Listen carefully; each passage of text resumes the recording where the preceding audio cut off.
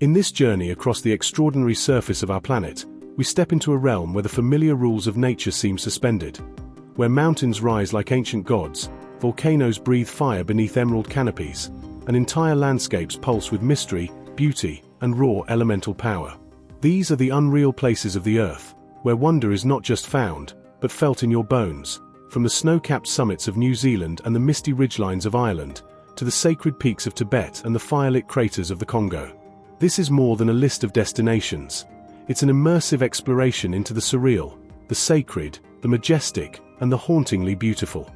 These mountains are not only natural marvels, they are gateways to the extraordinary, each with its own soul, its own legend, and its own reminder of how profoundly magical our world truly is. But before we continue, subscribe to the channel and like the video. Rising on the rugged border between Switzerland and Italy, Monte Rosa reigns as the second highest peak in the Alps and one of Europe's most majestic and enigmatic natural wonders. Despite its name meaning Pink Mountain, it isn't just its poetic title that captures the imagination. Monte Rosa gets its distinctive blush during dawn and dusk, when the low sun casts its light across the icy ridges, bathing its snow-cloaked flanks in a surreal hue of soft pinks and golden ambers, an optical spectacle known as alpenglow. This otherworldly transformation lends the massif a dreamlike quality, as though the mountain is glowing from within, suspended between the realms of earth and sky. Monte Rosa is more than a single peak. It is an immense massif composed of several summits, the highest of which is Dufourspitz, rising to a formidable 4,634 meters, 15,203 feet. Dufourspitz, named after General Guillaume-Henri Dufour, is the highest point in Switzerland and commands awe with its jagged ridgelines and sweeping icefields. Its grandeur is matched only by the formidable challenges it presents to mountaineers. Climbers must navigate vast glaciers like the Gorner and Grenz, each riddled with crevasses and ever-shifting snow bridges. These ice giants contribute not only to the mountain's imposing appearance but also to the region's ecosystem, feeding rivers and sustaining biodiversity far below. Surrounding the massif are alpine villages like Zermatt in Switzerland and Macugnaga in Italy. Towns that, while small, are steeped in mountaineering history and folk legends. These communities have long revered Monte Rosa not just as a natural monument but as a guardian spirit of the landscape. Stories abound of lost climbers, spectral lights dancing on the ice, and ancient guides whose souls are said to wander the high trails. The atmosphere here is thick with myth and mystery, every valley echoing with tales passed down for generations. One of the most astonishing features of Monte Rosa is the Monte Rosa hut, an ultramodern alpine refuge that looks like it belongs on the surface of Mars. Perched on the rock and snow near the Gorner Glacier, the structure is an environmental marvel, built with futuristic design and self-sustaining energy systems. It serves not only as a rest stop for climbers but as a symbol of humanity's attempt to coexist with these harsh, sublime environments. It is here, under the eerie silence of stars and in the shadow of towering ice cliffs, that visitors often report a sensation of profound smallness, standing on the very edge of the world. Despite its beauty, Monte Rosa is no passive mountain. Like many of the Alps, it is a living geological entity, shifting and reshaping subtly over time. Its glaciers, though still massive, are retreating due to climate change, revealing rocks and valleys that haven't seen daylight for thousands of years. These environmental changes are studied intensely by scientists, making Monte Rosa not only a symbol of timeless grandeur but also a frontline in the study of global warming and its impacts on alpine ecosystems. In summer, the lower flanks of Monte Rosa burst into life with alpine wildflowers and green pastures, while higher up, the white realm of snow and ice remains seemingly untouched by the seasons. But it is in winter, or at sunset, when the mountain truly becomes otherworldly. The silence becomes absolute, broken only by the distant rumble of a collapsing ice wall or the whistle of wind threading through granite towers. It is in these moments that Monte Rosa transcends the physical and touches the mythic, a place where nature, time, and legend blur together. Rising defiantly above the azure waters of the Aegean Sea, Mount Olympus is far more than just the tallest mountain in Greece. It is a realm soaked in myth, echoing with the voices of gods, warriors, and ancient poets. Towering at 2,917 meters, 9,570 feet, Olympus is not merely a geological formation but a symbol of power, divinity, and the eternal dance between humanity and the heavens. For centuries, this colossal massif has stirred the imagination of civilizations, from ancient tribes to classical philosophers, all drawn to its brooding summit that disappears into the clouds like a staircase to the divine. To the ancient Greeks, Mount Olympus was the sacred seat of the 12 Olympian gods, ruled by Zeus himself. From its misty summit, known as mythicals, or the nose, the gods were believed to look down upon the mortal world, intervening in battles, shaping destinies, and weaving the tapestry of fate.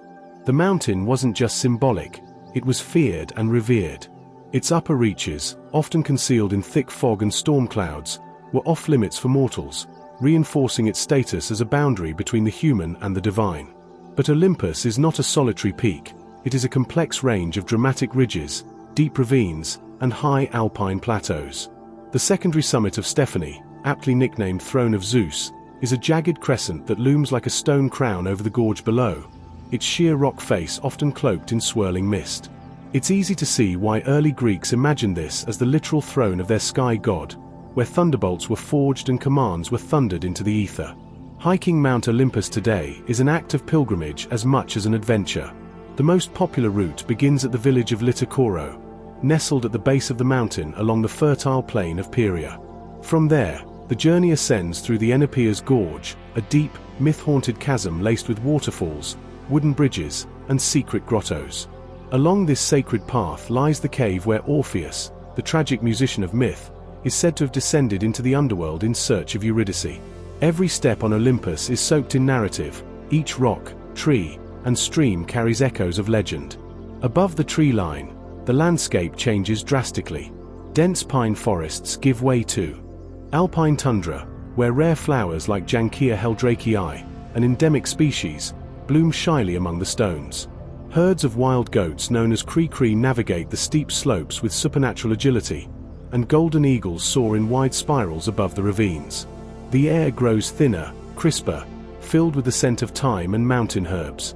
By the time you reach the summit ridge, often by way of the Spilios Agapitos refuge, perched dramatically at 2,100 meters, the experience becomes ethereal. Above the clouds, in a silence pierced only by wind, you finally glimpse mythicals, rising in a series of knife-edged ridges to the very heavens. Climbing to the peak is a physical trial and a psychological one. The final stretch demands scrambling across exposed rock faces and traversing narrow ledges where one wrong step could prove fatal. But those who reach the summit describe an indescribable feeling, an overwhelming sense of standing not just on the roof of Greece, but on a threshold between worlds. Here, one can see both the Aegean Sea glimmering far below and the mountainous interior of the country stretching into the horizon, as though looking across the shoulders of the gods themselves. In modern times, Mount Olympus is a UNESCO Biosphere Reserve, a sanctuary of rare flora and fauna. Its ecological diversity is staggering. Over 1,700 plant species flourish here, many found nowhere else on Earth. This incredible variety is owed to the mountain's sudden rise from sea level to near 3,000 meters in a short geographical span, creating microclimates that range from Mediterranean scrub to subalpine wilderness. Yet, Olympus isn't only about grandeur and mythology, it's deeply intertwined with Greece's cultural and spiritual identity. Poets from Homer to Cephris, painters, playwrights, and philosophers have all drawn from Olympus in their work. Even today, ceremonies are sometimes held near its slopes to honor the ancient traditions. Quiet gatherings of Hellenic believers who still pay tribute to Zeus, Hera, Athena, and the pantheon of immortals once thought to reside in those lofty, cloud-veiled heights. What makes Mount Olympus truly unreal is not just its imposing height or alpine beauty, but the weight of history and legend that it carries. It is both a real, climbable mountain and a mythological cosmos, a rare duality that gives the landscape a living energy. You do not simply hike Olympus, you experience it, like stepping into a dimension where mythology still lingers in the wind, where every gust could be the breath of a forgotten god, and every shadow might hide the remnants of an ancient epic. Rising like a perfect pyramid above the wild, windswept coast of western Iceland, Kirkjufell is not the tallest, nor the most formidable mountain in the country, but it is undoubtedly the most iconic. At 463 meters, 1,519 feet, Kirkjufell doesn't compete with the mighty ice caps or volcanic giants of the interior in height or scale, yet it possesses a surreal, haunting presence that makes it instantly unforgettable. Its name means Church Mountain in Icelandic, a fitting title, as the peak's silhouette resembles the steeple of an ancient, stone cathedral rising above the earth, lonely and reverent under Iceland's ever-shifting skies. Located near the fishing village of Grundarfjörður on the Snæfellsnes Peninsula, Kirkjufell's near-symmetrical shape makes it a favorite for photographers, painters, and dreamers alike.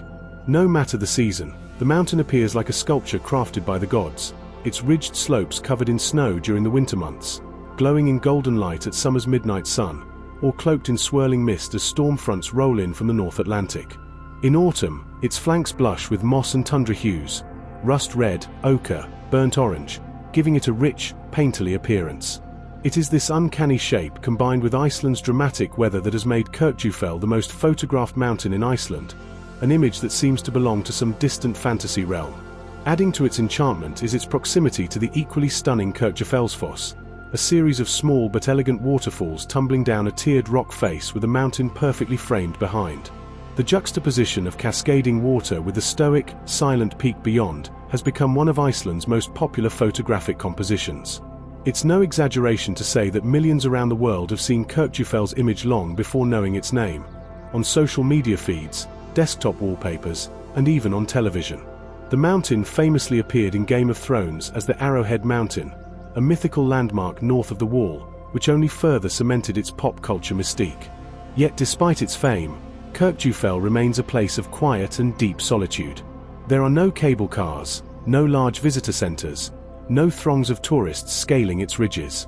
The path to its summit is steep and dangerous, best left to experienced climbers with ropes and safety gear. The mountain's composition of loose rock and slippery moss makes the climb treacherous, especially when wet, which in Iceland is often. Local guides frequently advise against attempting the ascent unless conditions are ideal and caution is exercised, as several fatal accidents have occurred on its slopes. This risk, this resistance to easy conquest, only adds to the mountain's mythical aura. Kirkjufell doesn't welcome visitors, it tests them. Surrounding the mountain, the Snæfellsnes Peninsula unfolds in a tapestry of natural wonder. Known by many as Iceland in miniature, the peninsula encapsulates nearly every landscape feature the country has to offer.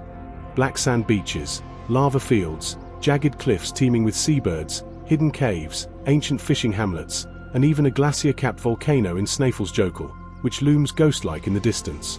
This wild, elemental region is deeply intertwined with Icelandic folklore, believed by many to be charged with spiritual energy and a hotspot for mystical occurrences. Some Icelanders even claim that Kirkjufell is a spiritual center point, aligned with ley lines and ancient forces, its distinct shape acting as a conduit for the Earth's energy. In this context, it's easy to understand why Kirkjufell feels otherworldly. The mountain is a guardian of the fjord, a sentinel of the past, and a mirror reflecting the moods of the sky and sea. One moment it stands bathed in amber light, calm and noble like a wise elder. The next, it disappears completely behind veils of snow and fog, a phantom born of storm and silence. The weather here can change with unnerving speed. Calm mornings give way to howling winds, then suddenly break into shafts of sun piercing through clouds, illuminating the moss-covered stones and the restless sea beyond. In winter, Kirkjufell transforms into a stage for the aurora borealis, the northern lights that dance across the heavens like celestial ribbons. To witness the green and purple curtains of the aurora swirl above the snow-covered peak, with Kirkjufellsfoss frozen in time below, is to step into a realm where time falters and wonder reigns. Many photographers wait days, even weeks, for the right conditions to capture this rare alignment of light, landscape, and sky. But those who do are rewarded with one of the most breathtaking images on Earth, a moment when the planet seems to exhale its magic all at once. But even without the lights, even in silence, Kirkjufell captivates. Stand before it in the early morning fog, and the mountain seems to pulse with secrets. You feel the hush of the fjord, the cry of gulls, the distant bell of sheep on the hills. The mountain speaks not in words but in presence, in the way it holds the landscape together, like a keystone in a vast arch of wilderness. Locals speak of Kirkjufell with reverence. Stories passed down in Grundarfjörður suggest that the mountain is inhabited by hidden folk, Iceland's elusive Huldufolk, invisible beings who live in the rocks and watch over the land. This belief, while mythical on the surface, reflects a profound cultural truth, an Icelandic respect for the land, for its power, and for its spiritual depth. To alter such a place, to take it for granted, would be a kind of sacrilege. And indeed, Kirkjufell seems untouched, almost aloof. Unlike mountains that draw tourists in droves with ski lifts or summit trails, Kirkjufell offers no such concessions. Its beauty must be observed. From afar, its silence respected. Those who approach it with humility are gifted with visions of mist drifting across its slopes, of the light playing across Kirkjufellsfoss, of reflections shimmering in the still waters of nearby pools that double the mountain in mirrored perfection. These are the gifts of a sacred place, one that reminds us of the earth's quiet majesty, of the way a single peak can stir the soul more than any monument of stone or steel. In the end, Kirkjufell is not just the most photographed mountain in Iceland, it is one of the most emotionally resonant places on the planet. It embodies the Icelandic paradox, raw and tender, stoic and ever-changing, ancient yet constantly reborn in light and weather. It reminds us that wonder doesn't always come with altitude or scale. Sometimes, it rises modestly from the earth, but carries the weight of myth, beauty, and silence in every ridge and shadow. Far in the heart of New Zealand's South Island, where icy rivers wind through sweeping glacial valleys and the skies open above vast, untouched wilderness, rises a titan among peaks, Aoraki Mount Cook, the highest mountain in the country. Standing at 3,724 meters, 12,218 feet, Aoraki is far more than a geographical high point. It is a sacred symbol, a geological masterpiece, and a place where the raw power of nature and the deep spirituality of ancient tradition intersect in a landscape that feels wholly, breathtakingly unreal. Known to the Maori people as Aoraki, meaning cloud pisser, the mountain holds a central place in the creation mythology of the Ngi Tahu Iwi, the principal Maori tribe of the South Island. According to legend, Aoraki was the eldest son of Rakinui, the Sky Father. Aoraki and his brothers descended from the heavens in a celestial canoe to visit Papatnuku, the Earth Mother. When their canoe became stranded on a reef, the brothers climbed to the top and were turned to stone, forming the Southern Alps. Aoraki, being the eldest, became the highest peak, his form eternally watching over the land. This sacred status is not poetic embellishment. The name Aoraki was officially restored alongside Mount Cook in 1998 as part of a treaty settlement, recognizing the mountain's deep cultural significance and restoring its mana, or spiritual authority. Visually, Aoraki Mount Cook is staggering. Its sharply defined ridges, gleaming icefalls, and sheer cliffs rise dramatically from the surrounding valleys, creating a skyline that is jagged, wild, and elemental. On clear days, the snow-covered summit glows bright against the blue sky, while in winter, it blends into a canvas of whites and pale blues, the very definition of alpine majesty. The peak dominates the Aoraki Mount Cook National Park, a UNESCO World Heritage Site that contains over 140 peaks higher than 2,000 meters and more than 70 glacier, the most famous being the Tasman Glacier, which stretches for over 27 kilometers, New Zealand's longest. Climbers and mountaineers are drawn to Aoraki's treacherous beauty, but few ever reach its summit. Despite its relatively modest height compared to the great ranges of the world, Aoraki is one of the most technically difficult peaks to climb in Australasia. Its weather is infamous, fast-moving, unpredictable, and often brutal. Sudden storms descend without warning, and the combination of loose rock, icefalls, and avalanches make the ascent a perilous challenge even for elite alpinists. The tragedy that claimed the life of legendary Kiwi mountaineer Sir Edmund Hillary's first climbing partner, Harry Ayres, took place here, cementing Aoraki's reputation as beautiful but merciless. And yet, one doesn't have to climb the mountain to feel its pull. Visitors to Mount Cook Village, the small alpine settlement near the base of the peak, are greeted with panoramic views that leave the soul breathless. Here, you can walk through ancient glacial valleys, past turquoise lakes like Lake Pukaki and Hooker Lake, their surreal color created by suspended glacial silt that scatters light into shades of ethereal blue.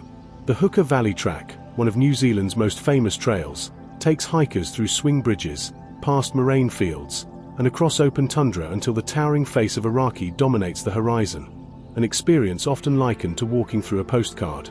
The area is also a haven for stargazers. Located in the Aoraki Mackenzie International Dark Sky Reserve, the skies above the mountain are among the darkest in the world. On a clear night, the Milky Way stretches across the heavens in diamond-studded arcs, and the Southern Cross, Magellanic Clouds, and even the occasional aurora australis are visible. There is something almost mythic about standing beneath these stars with the silhouette of Aoraki looming in the darkness, where the world feels at once immense and intimate, ancient and alive. Adding to the surreal experience is the ever-changing face of the mountain. Like many of the world's great glaciated ranges, Aoraki is not static. Its summit was actually reduced in height by over 30 meters in 1991 due to a massive rock and ice collapse. The event dramatically reshaped the peak, and yet even in its diminished state, Aoraki remains profoundly imposing.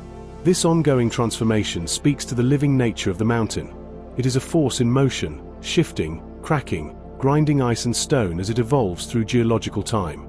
But for all its power, Aoraki is also a place of reflection and peace. The stillness of its valleys, the slow drip of meltwater from a glacier, the hush of snowflakes descending on alpine scrub, these are the quiet gifts of a mountain that demands both awe and respect.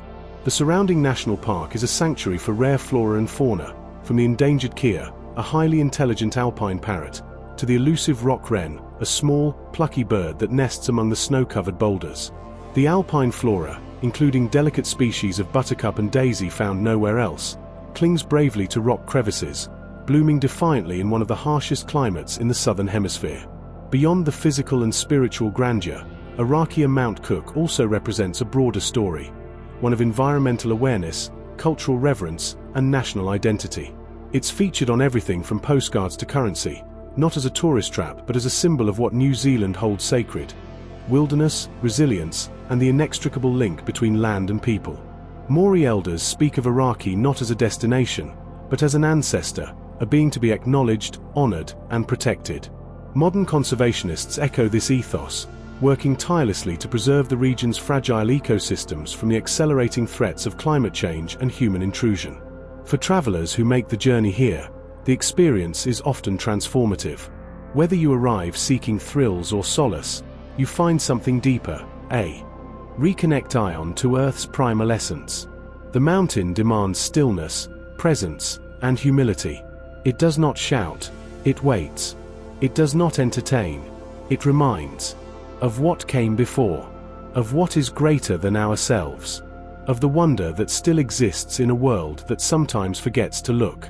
To stand beneath Aoraki is to stand before a monument not built by hands but by time, wind, ice, and divine legend. Its presence is both grounding and transcendent, whispering the same message it's whispered for millennia: that here, in this place of stone and sky, something eternal resides. In the far northwestern corner of Washington state, where the temperate rainforests begin to thin and the land starts to rise in great, wild folds of evergreen ridgelines and glacial basins, there towers a mountain so mesmerizing, so vast and glistening, it appears almost sculpted from the very bones of winter itself: Mount Baker. Known to the indigenous Lummi nation as Komakulshan, meaning White Sentinel or Great White Watcher, this majestic stratovolcano rises to 3,286 meters, 10,781 feet, and serves as one of the most prominent and glaciated peaks in the contiguous United States. Its snow-draped summit, perpetually blanketed in white, commands the horizon of the North Cascades like a lighthouse of ice, visible from the San Juan Islands, Vancouver, and even on rare clear days from Seattle. Yet despite its monumental presence and proximity to population centers, Mount Baker remains wild, largely untouched, and shrouded in a kind of isolated mystery that feels far more remote than its map location suggests. Mount Baker is not just visually impressive, it's also geologically alive. It is an active volcano, part of the Cascade volcanic arc that includes the likes of Mount Rainier, Mount St. Helens, and Mount Shasta. Though its last significant eruption occurred in the mid-19th century, around 1843, it remains closely monitored. Vents and fumaroles around its crater constantly emit plumes of steam, and a dramatic uptick in activity during the 1970s caused both concern and scientific fascination. To this day, the sulfur-rich vapor rising from the summit reminds visitors that Baker sleeps, but never slumbers too deeply.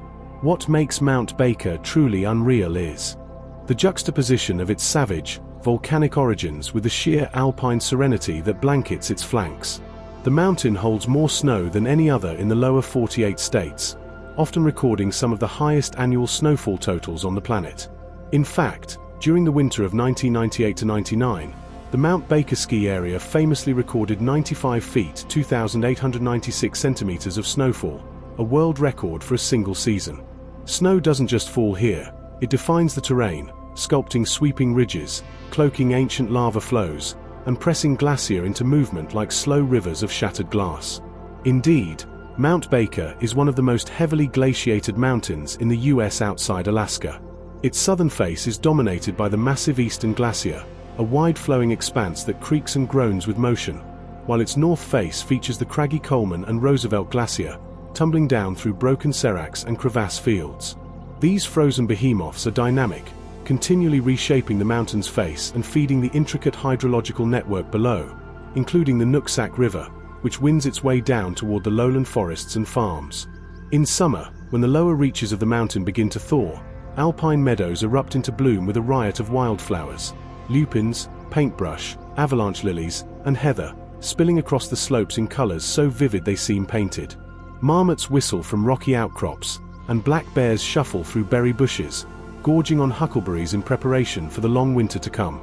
The meadows near Artist Point, arguably one of the most scenic viewpoints in the Pacific Northwest, offer a 360-degree panorama of rugged ridges, hanging glacier, and distant peaks like Mount Shuksan, reflected in icy-blue tarns with postcard perfection. Hiking trails here, like the Heliotrope Ridge Trail, bring adventurers to the edge of Baker's massive glacier, where the ice groans beneath your feet and meltwater trickles from cracks in cobalt ice walls. For mountaineers, the climb to Baker's summit is considered both a rite of passage and a test of endurance, a long, icy ascent that rewards the prepared with staggering views stretching from the jagged spires of the North Cascades to the distant waters of Puget Sound, and on exceptionally clear days, even glimpses of the Canadian coast mountains. But it's not just the physical grandeur that defines Mount Baker, it's the feeling of the place. The way the mists roll in low, wrapping the evergreens in ghostly veils. The sudden quiet when snow muffles the land, and all sound seems to vanish into the white. The fierce howl of winter winds on the open ridges, where rime ice forms strange sculptures on tree branches and frost clings like lace to stone. There is an atmosphere here, of primordial stillness, of wilderness barely touched by human hands. The mountain is also an important cultural and spiritual landmark. The Nooksack tribe, among others, holds deep reverence for Mount Baker as a sacred place, a living entity whose power must be respected. Oral histories describe eruptions and changes in the mountain as warnings or signs, and the land surrounding it is filled with stories that weave together nature, spirit, and survival. These traditions infuse the landscape with a layer of meaning that goes beyond mere geology or tourism. It becomes a place of reverence, of humility in the face of something far older and greater than oneself. Even in modern times, Mount Baker resists commodification. It has no grand lodges or luxury resorts. The ski area is charmingly modest, devoid of glitzy amenities. Most who come here come not for glamour, but for a deep communion with nature, for the solitude of a snowshoe hike through silent woods, for the challenge of a glacier traverse, for the awe of watching clouds part to reveal the shining white pyramid of the summit.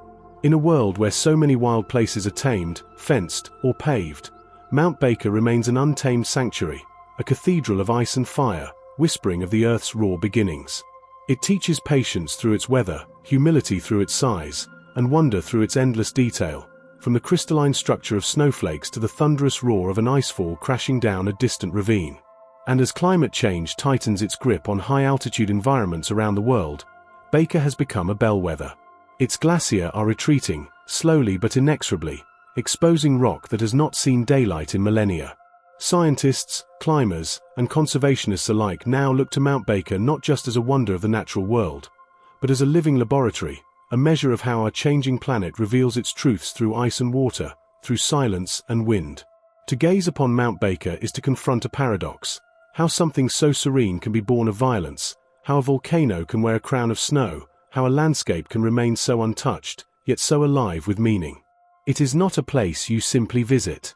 It is a place that watches you, that tests your resolve, that lingers in memory long after the snow has melted from your boots. In the southern reaches of Patagonia, where the wind never stops and the land feels as if it belongs more to sky and ice than to humankind, there rises a mountain so raw and dramatic that it seems ripped from the pages of a mythic saga. Mont Fitzroy, also known by its indigenous Tehuelche name, Cerro Chaltén, meaning smoking mountain.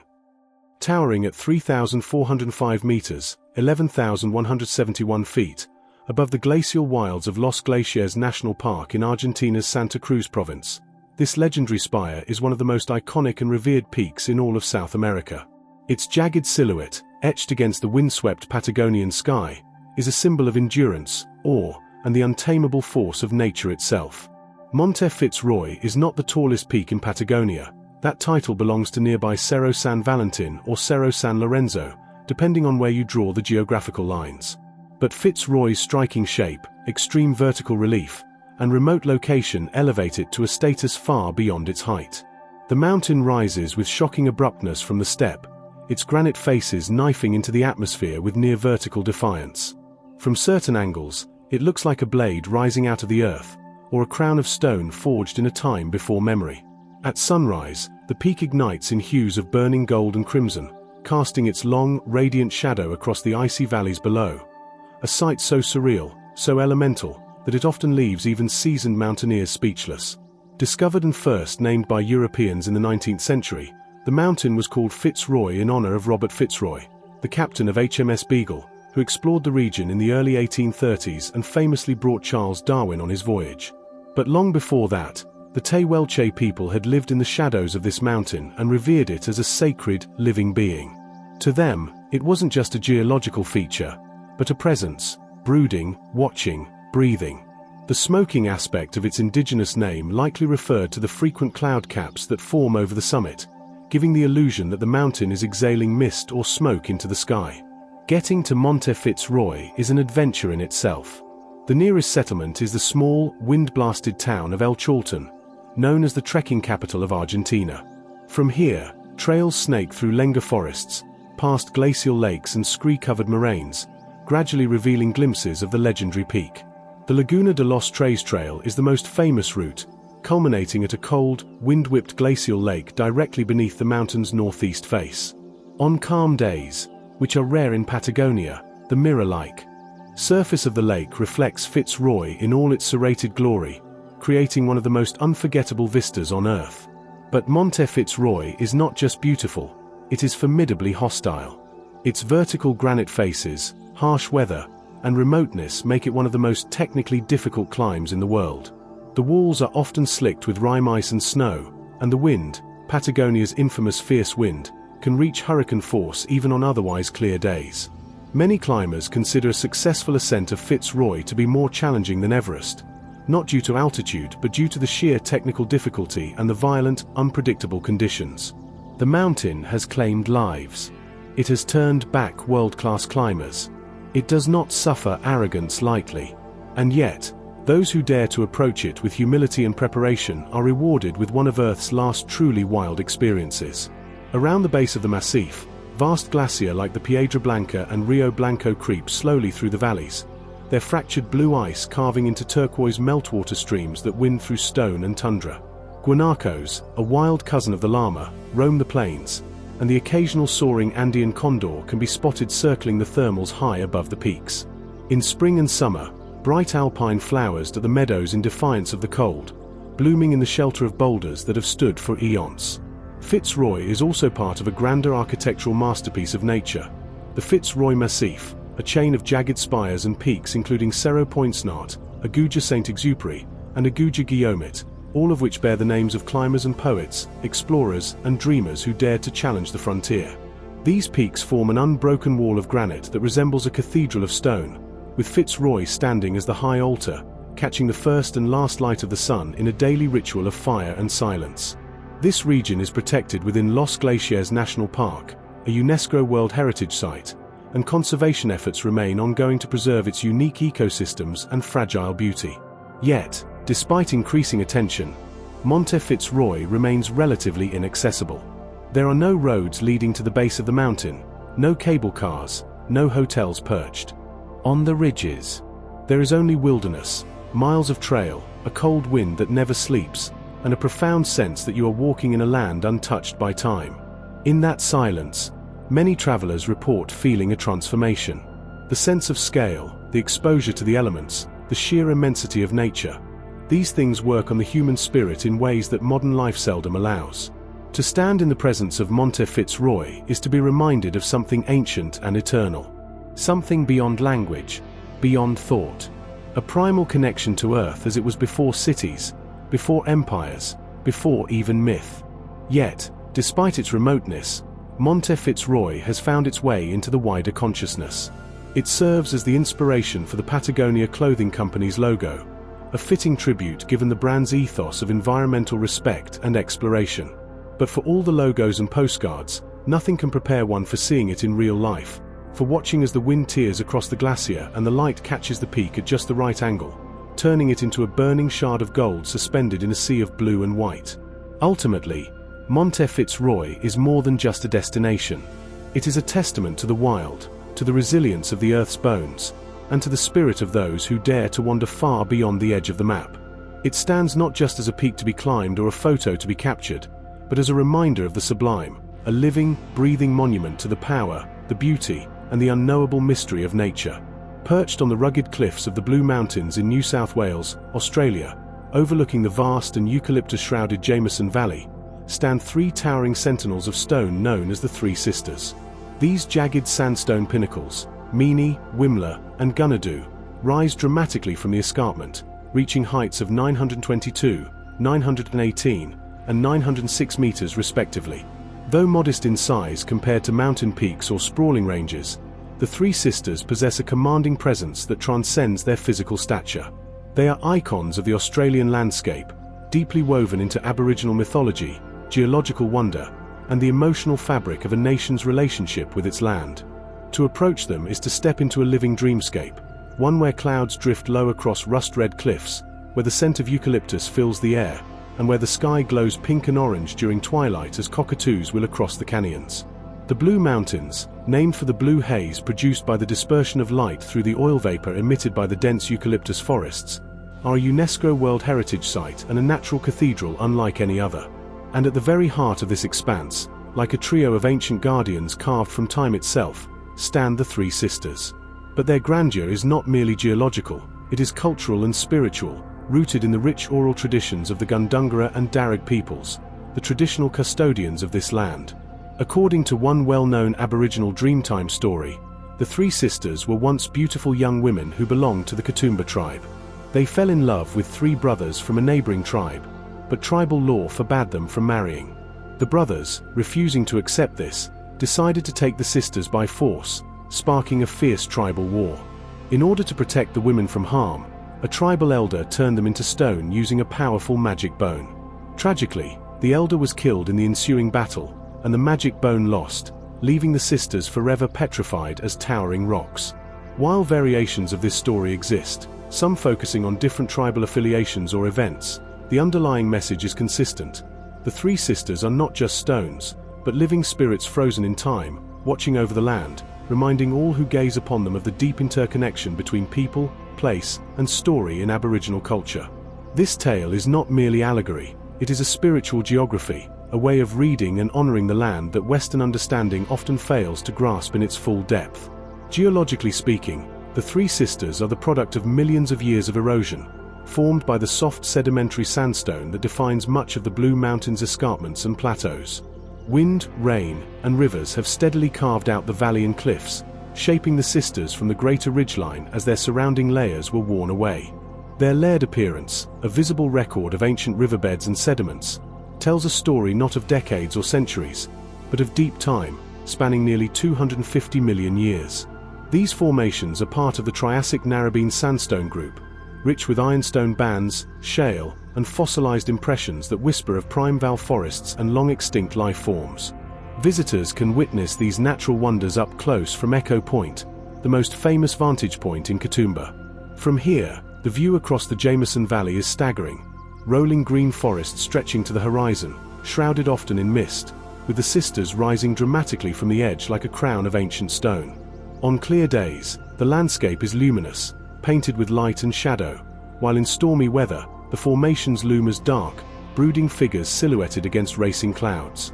For those wishing to explore deeper, a trail, known as the Giant Stairway, descends more than 800 steps from Echo Point down to the valley floor, passing directly beside the rock formation. Hikers can feel the texture of the sandstone up close, touch the cool surfaces weathered by wind and rain, and marvel at how time and elements have etched grooves and patterns into the rock. Reminders that even stone is not permanent, but a canvas shaped by change. The surrounding Blue Mountains National Park is a treasure trove of biodiversity. This World Heritage-listed wilderness is home to rare and threatened species, including the woolly pine, a living fossil once thought extinct until rediscovered in 1994. It hosts creatures like the lyrebird, whose astonishing mimicry of natural and artificial sounds has fascinated biologists and travelers alike. Kangaroos, wallabies, and even the elusive spotted-tailed quoll call these valleys home. The forests below the Three Sisters are dense with eucalypts, wattles, and ancient ferns, creating an emerald world where light filters down in golden shafts and every footstep seems to echo through time. Beyond the ecology, the region also offers a living cultural experience. Aboriginal guides in the Blue Mountains share Dreamtime stories, conduct smoking ceremonies, and lead walks that teach visitors how to see the land through indigenous eyes, not just as scenery, but as ancestral presence, imbued with meaning and memory. In these narratives, the wind is a messenger, the cliffs are elders, and every stone and stream is part of an interconnected spiritual map that has guided generations.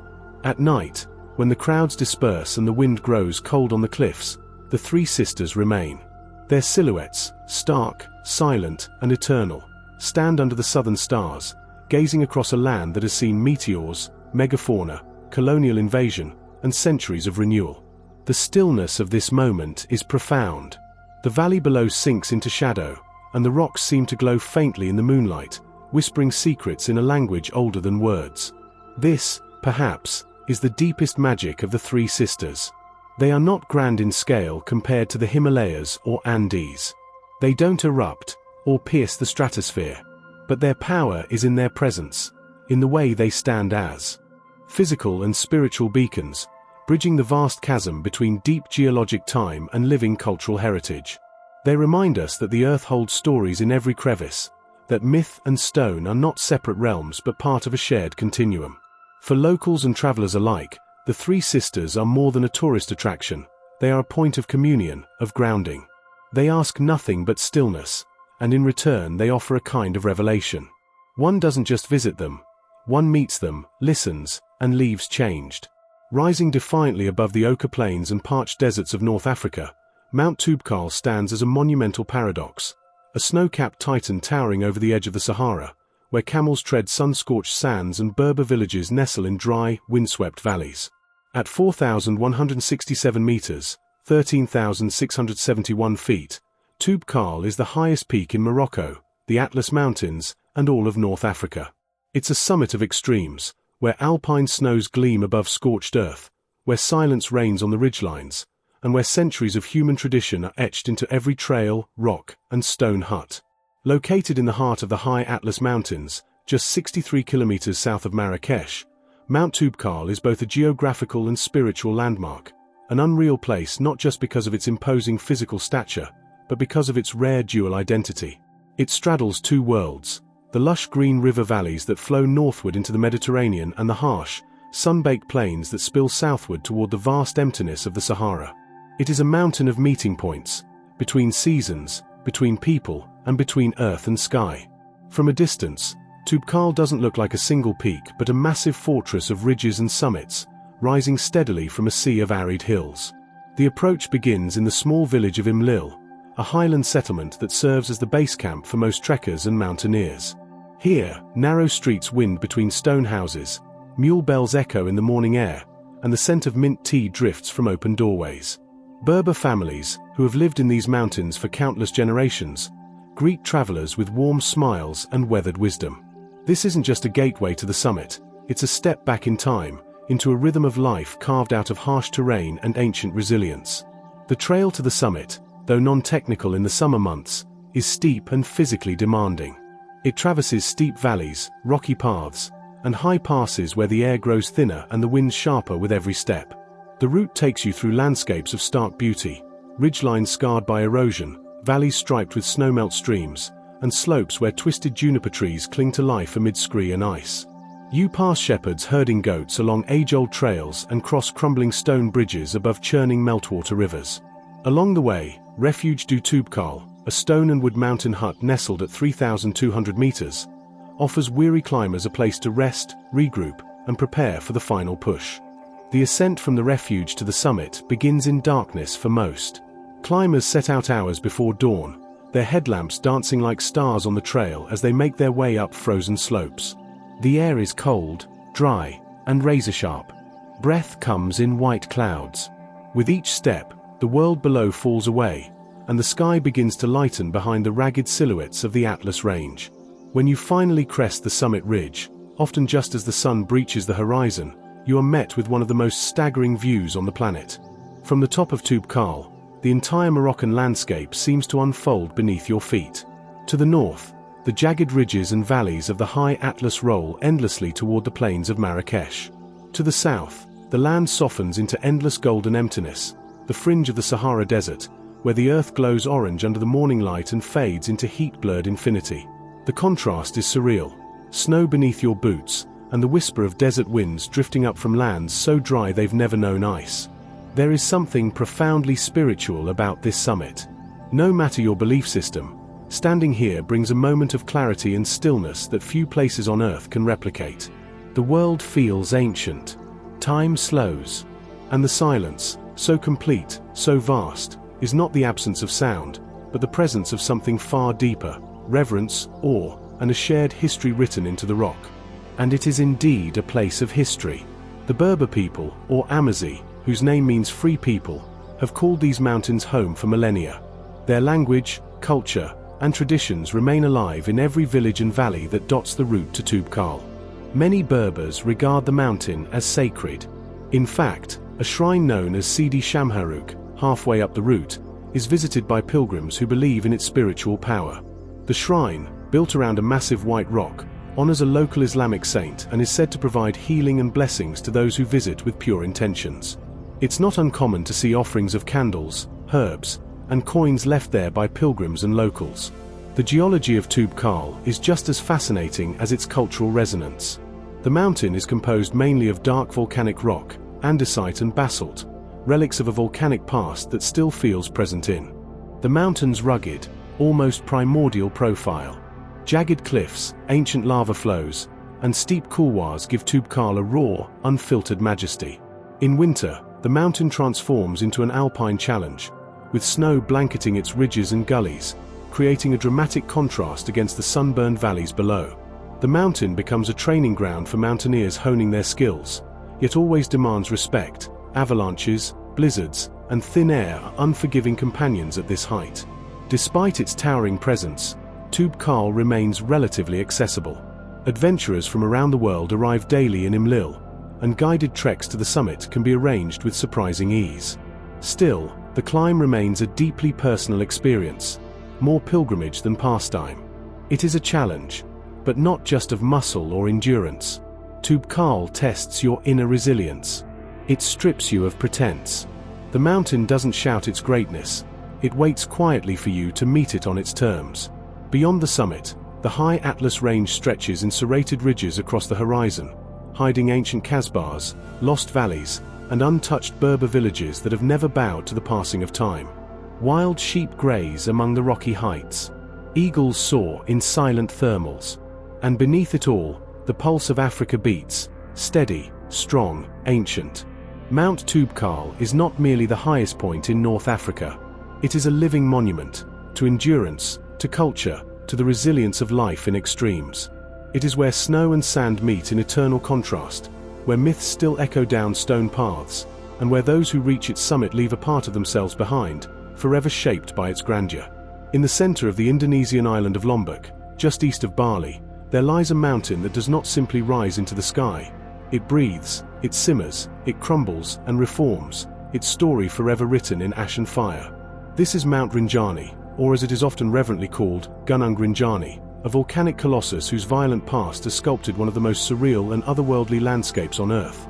A towering peak split open by centuries of eruptions, ringed by fractured ridges and steaming vents, and cradling within its scarred heart a jewel of blue, Segura Anak, the sacred crater lake. It is a place of destruction and rebirth, chaos and calm, known in part as the Mount of Ruins, not because it lies in decay, but because it constantly tears itself apart to be born anew. Rinjani reaches a staggering height of 3,726 meters, 12,224 feet, making it Indonesia's second highest volcano and one of its most visually commanding. It dominates the northern half of Lombok like a watchful deity, its summit often ringed in cloud, its flanks covered in dense tropical forests, and its slopes scarred with ancient lava flows. Yet what truly sets Rinjani apart, and what makes it such an unreal place on this planet, is not just its grandeur, but its geological duality. A massive, partially collapsed caldera formed during a cataclysmic eruption centuries ago, now housing within it a new, younger volcano rising defiantly from the lake center, Gunung Barajari, the child of Rinjani. This is not a dormant relic of a prehistoric eruption. Rinjani is alive. In fact, it is one of the most active volcanoes in Indonesia. Its eruptions have rewritten the landscape over and over again, most recently in 2010, 2015, and 2016, when Barajari spewed ash plumes high into the stratosphere and sent rivers of lava cascading into Segara Anak. The juxtaposition of serene natural beauty with the ever-present possibility of volcanic fury creates a charged atmosphere, one that humbles every traveler who ventures into its domain. The trek to Rinjani is not for the faint of heart. Most climbers begin their ascent from either Sembalun or Senaru, two villages at the mountain's base, and from there, it's a multi-day journey through rainforest, highland savanna, and barren volcanic rock. As you ascend, the air grows cooler, the vegetation changes, and the sounds of the lowlands, roosters, mopeds, village chatter, fade into silence, replaced by the whisper of wind through grass and the crunch of boot on pumice. The hike is grueling, steep, and relentless, often climbing over 1,500 meters in a single day. Yet each turn reveals vistas more surreal than the last. Waves of cloud surging over ridgelines, distant peaks piercing the sky, and, finally, as you crest the rim of the caldera, a view so staggering it feels dreamlike. Segara Anak, or Child of the Sea, is a lake of impossible blue nestled nearly 2,000 meters above sea level. Ringed by the jagged walls of the old caldera, the lake's calm surface reflects the sky, the summit, and the smoke rising from the cone of Barajari. From above, it appears like a world within a world, an inner earth, hidden inside the collapsed skeleton of a volcano. Despite its altitude, the lake is warm in places, heated by volcanic vents beneath its surface. Along the shoreline, hot springs bubble from the earth, offering natural pools where weary trekkers can soak and reflect in silence. Barajari itself is a surreal vision, an active miniature volcano growing out of the lake like a black tooth, often steaming and rumbling ominously. It is one of the only places on Earth where you can stand on the edge of a crater, look down into a pristine alpine lake, and watch a new volcano literally building itself in real time.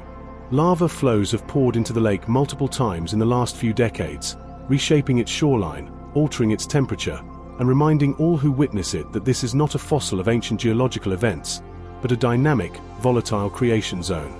Beyond its geology, Rinjani holds profound spiritual significance. The mountain is sacred to both the Sasak people of Lombok and the Balinese Hindus who make annual pilgrimages to its caldera. Offerings of flowers, food, and coins are left at lakeside shrines. Rituals are performed to honor the spirits of the mountain and the ancestors believed to dwell within its mists. To the local people, Rinjani is not just a mountain, it is a living presence, a being with moods, power, and divine energy. Its eruptions are not random disasters but messages, warnings, or acts of cleansing. The trail to the summit is more than a climb, it is a pilgrimage, and those who reach the top often do so with quiet reverence. From the crater rim, many choose to tackle the summit itself, a brutal push that begins around 2 or 3 a.m., ascending through cold, wind-lashed darkness to reach the peak by sunrise. The trail is steep and composed of shifting volcanic scree, making every step a challenge. But the reward, oh, the reward. At dawn, as the sky burns from indigo to crimson, the entire island of Lombok unfurls beneath your feet. You can see Bali to the west, its own volcano, Gunung Agung, peeking through the clouds. To the east lies the chain of the Lesser Sunda Islands, stretching away into the deep blues of the Pacific. And far below, the caldera glows with golden light, its lake like a mirror reflecting heaven, and Barajari smoldering in the center like a heart of fire. This is the kind of place that rearranges your understanding of scale and beauty. Everything about Rinjani is intense, its colors, its contours, its sounds. In the silence, you may hear the distant crack of shifting rock, or the low growl of escaping steam. In the calm, you may smell the faint tang of sulfur rising from unseen vents. It is a place of elemental contrasts, fire and water, creation and collapse, serenity and violence. It feels closer to a dream than reality, like walking inside the Earth's imagination. Yet for all its drama, Rinjani remains a fragile ecosystem. The influx of tourism in recent decades has brought both opportunities and challenges.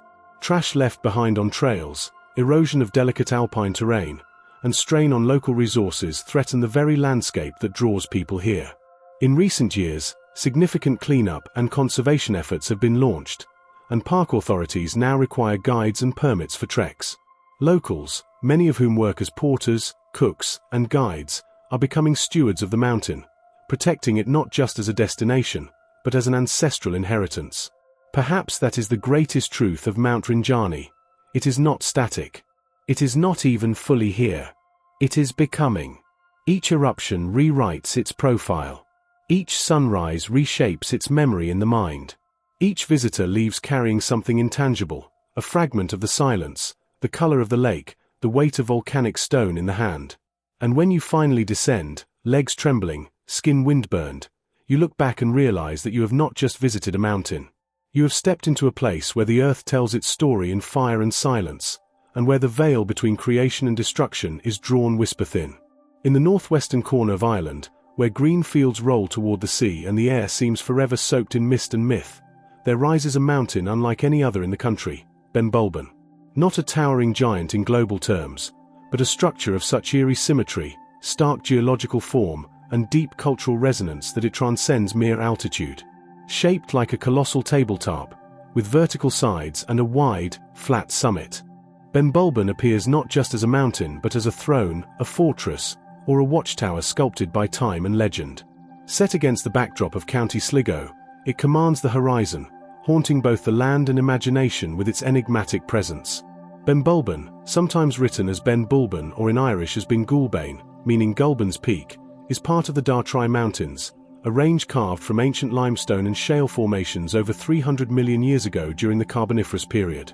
Its unique shape, a massive mesa-like formation with sheer cliffs and a gently sloping rear, was crafted by the retreat of glacier during the last ice age, which gouged deep valleys and left behind isolated formations like this imposing ridge. It rises to a modest height of 526 meters, 1,726 feet, but its unearthly symmetry and abrupt vertical face give it the stature of something far taller, a monument of the earth carved by titanic hands.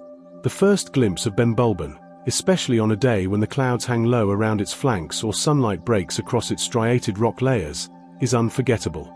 Its north face looms abruptly from the surrounding landscape, rising in steep green walls like the ramparts of an ancient fortress.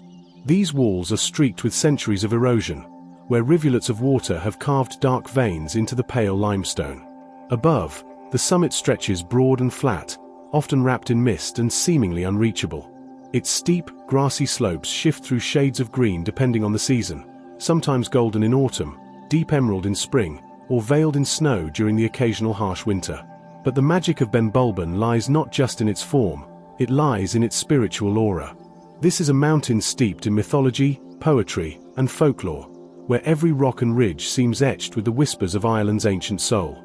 Most famously, Benbulben is connected with the Fianna legends, a cycle of tales involving warrior bands who roamed Ireland in the time before history.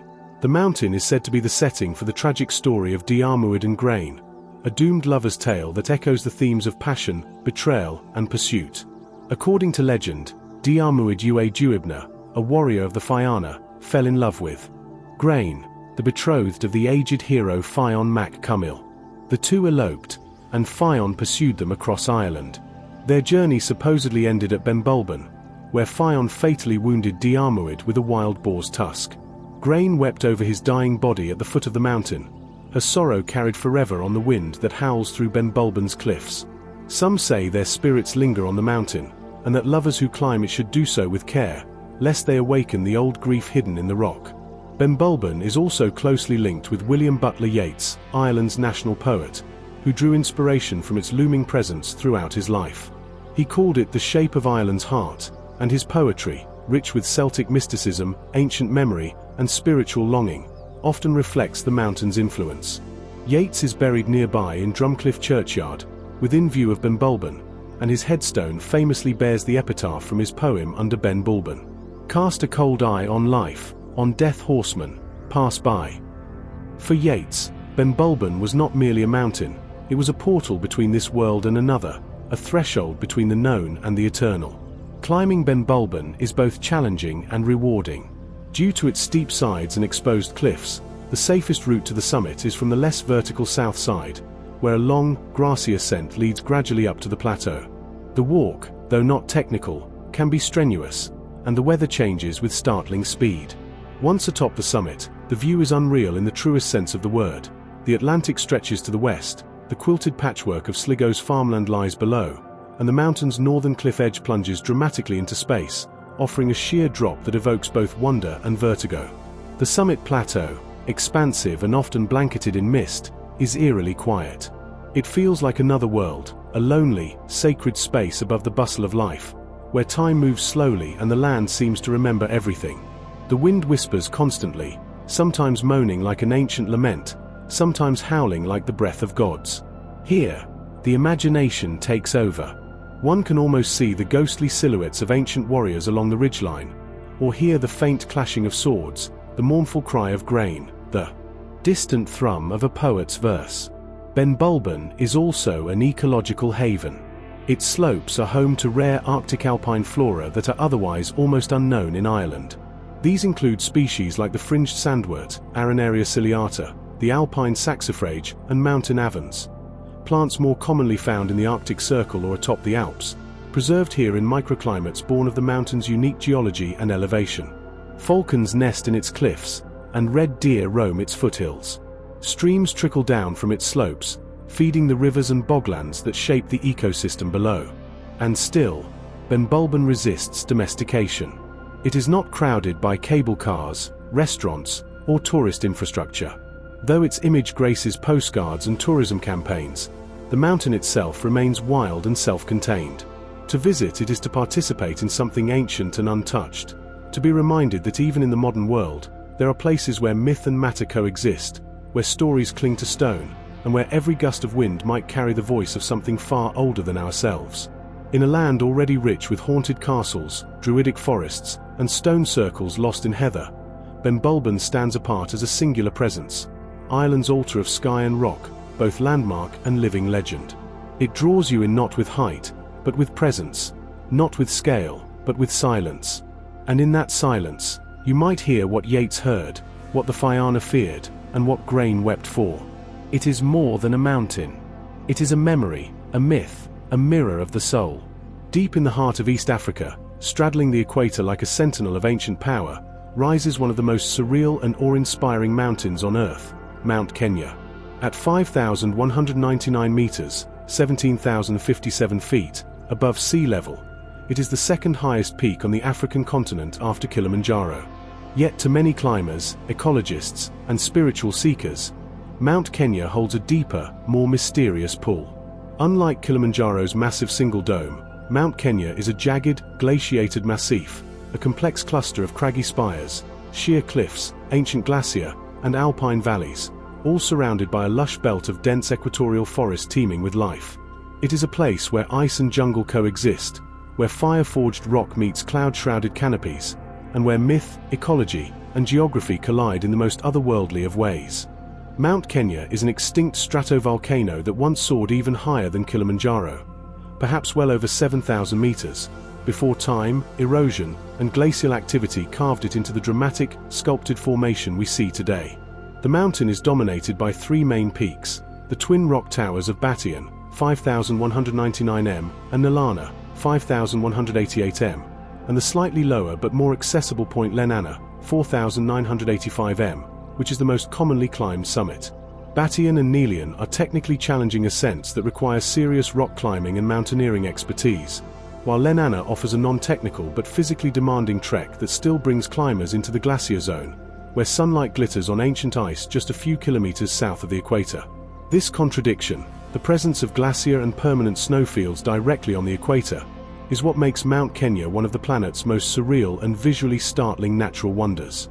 The mountain's upper slopes are home to several receding glacier, including the Lewis, Gregory, Tyndall, and Darwin Glacier, which pour down from jagged ridgelines into high alpine valleys. These glaciers are relics of the last ice age, and they've survived only due to the extreme elevation.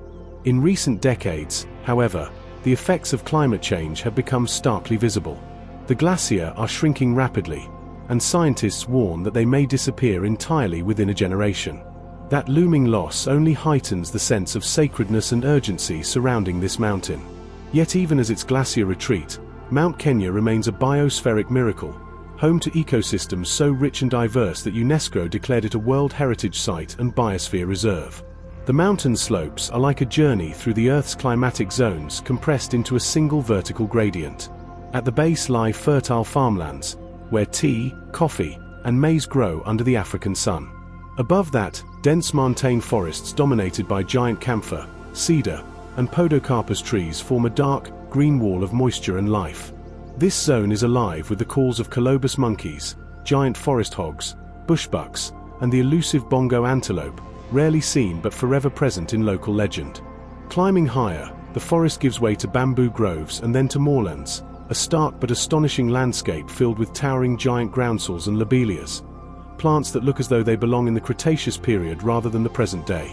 Here, the nights are cold, and the days are often wrapped in swirling fog. As you move toward the high alpine zones, the terrain becomes increasingly surreal.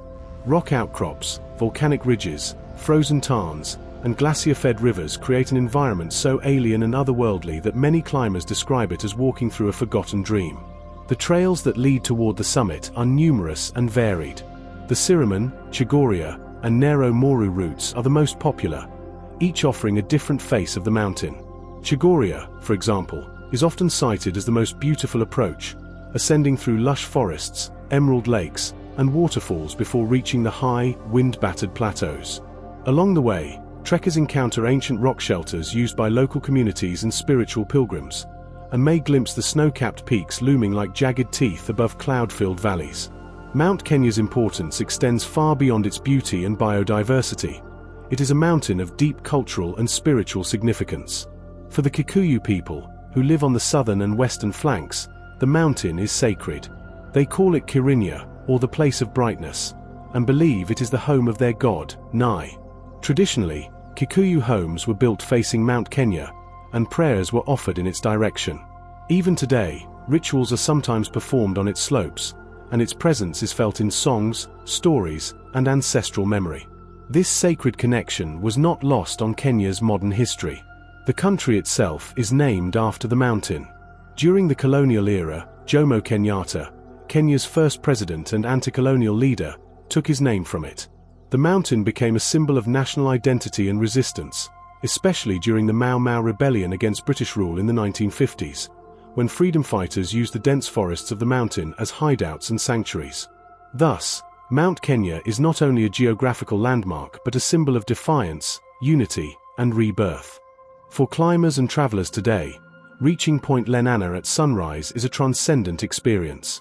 The air at nearly 5,000 meters is thin and biting cold, but the view is nothing short of divine.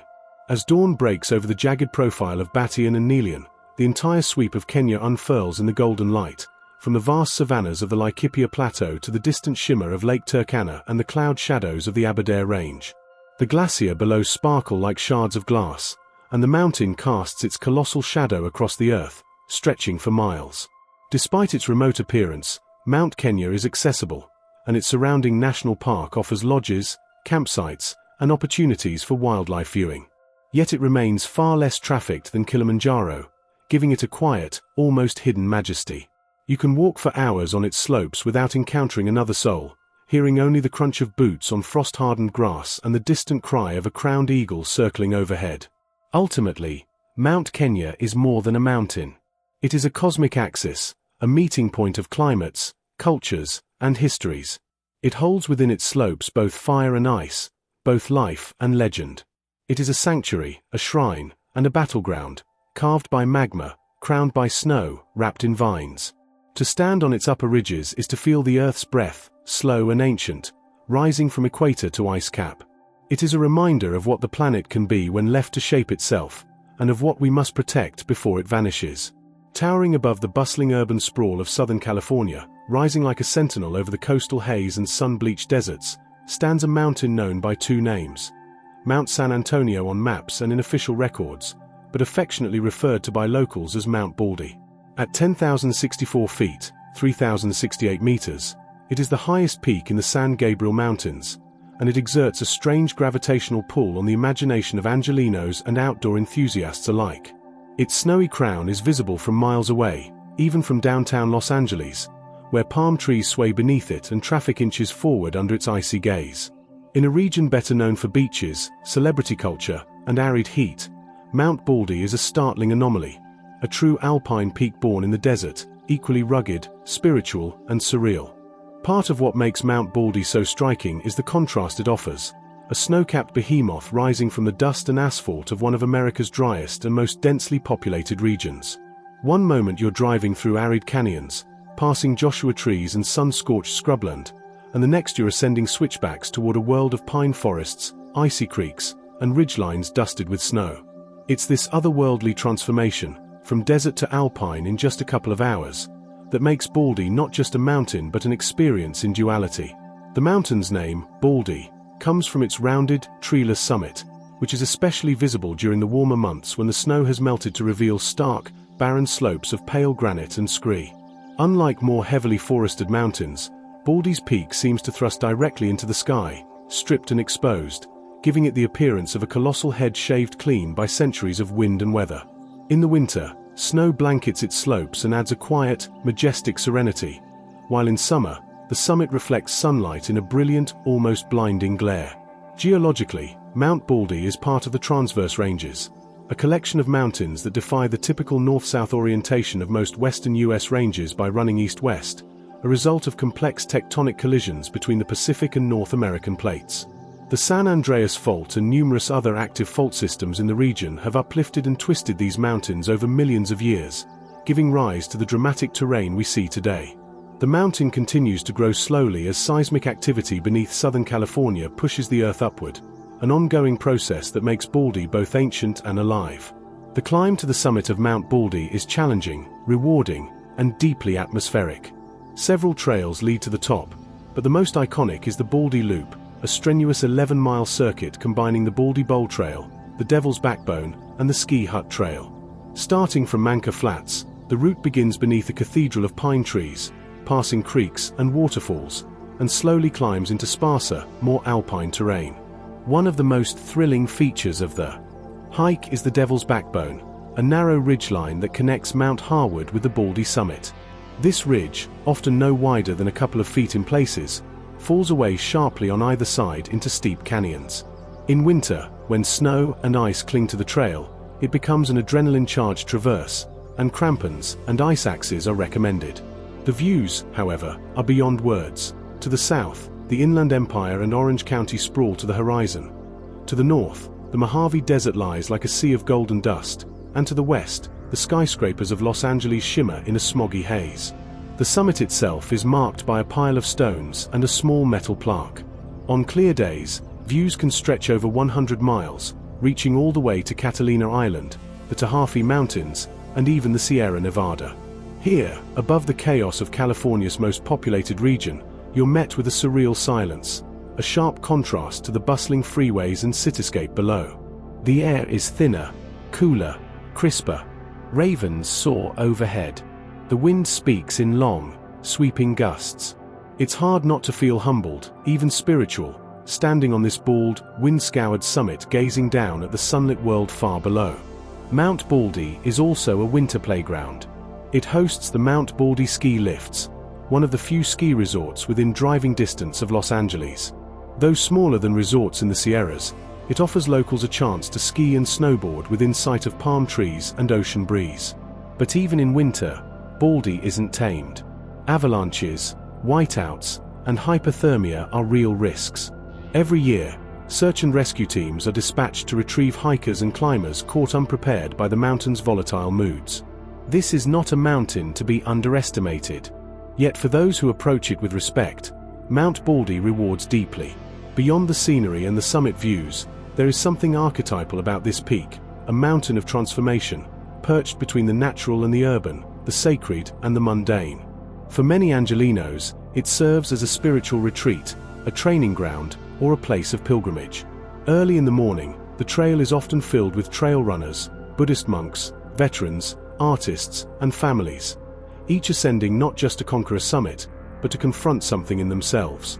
In many ways, Mount Baldy has become a mountain of personal mythology. It appears in poems, songs, and photographs as a symbol of resilience and perspective. For those struggling with grief or seeking clarity, the mountain's long, steady trails and vast panoramic silence offer something akin to healing. For others, it's a badge of strength, a physical test that affirms endurance and grit. And for those who hike it repeatedly, as many locals do, it becomes a kind of spiritual rhythm, a ritual return to the high places. Interestingly, Mount Baldy also holds a place in artistic and cultural history. Leonard Cohen, the iconic Canadian singer-songwriter and poet, spent several years living at a Zen monastery nestled on the mountain's lower slopes. It was here, among pine trees and rock outcrops, that Cohen deepened his spiritual practice and wrote some of his most reflective, meditative works. The mountain, with its silence and solitude, undoubtedly shaped his thoughts on impermanence, suffering, and grace. Nature lovers, meanwhile, are drawn to Baldy's diverse ecosystems. Its lower slopes feature chaparral scrubland, dotted with manzanita, yucca, and fragrant sage, giving way to coniferous forests of Jeffrey and lodgepole pine. Wildlife includes bighorn sheep, black bears, bobcats, and a wide range of birds, red-tailed hawks, stellar jays, and the occasional peregrine falcon. In the end, Mount Baldy is more than just a peak.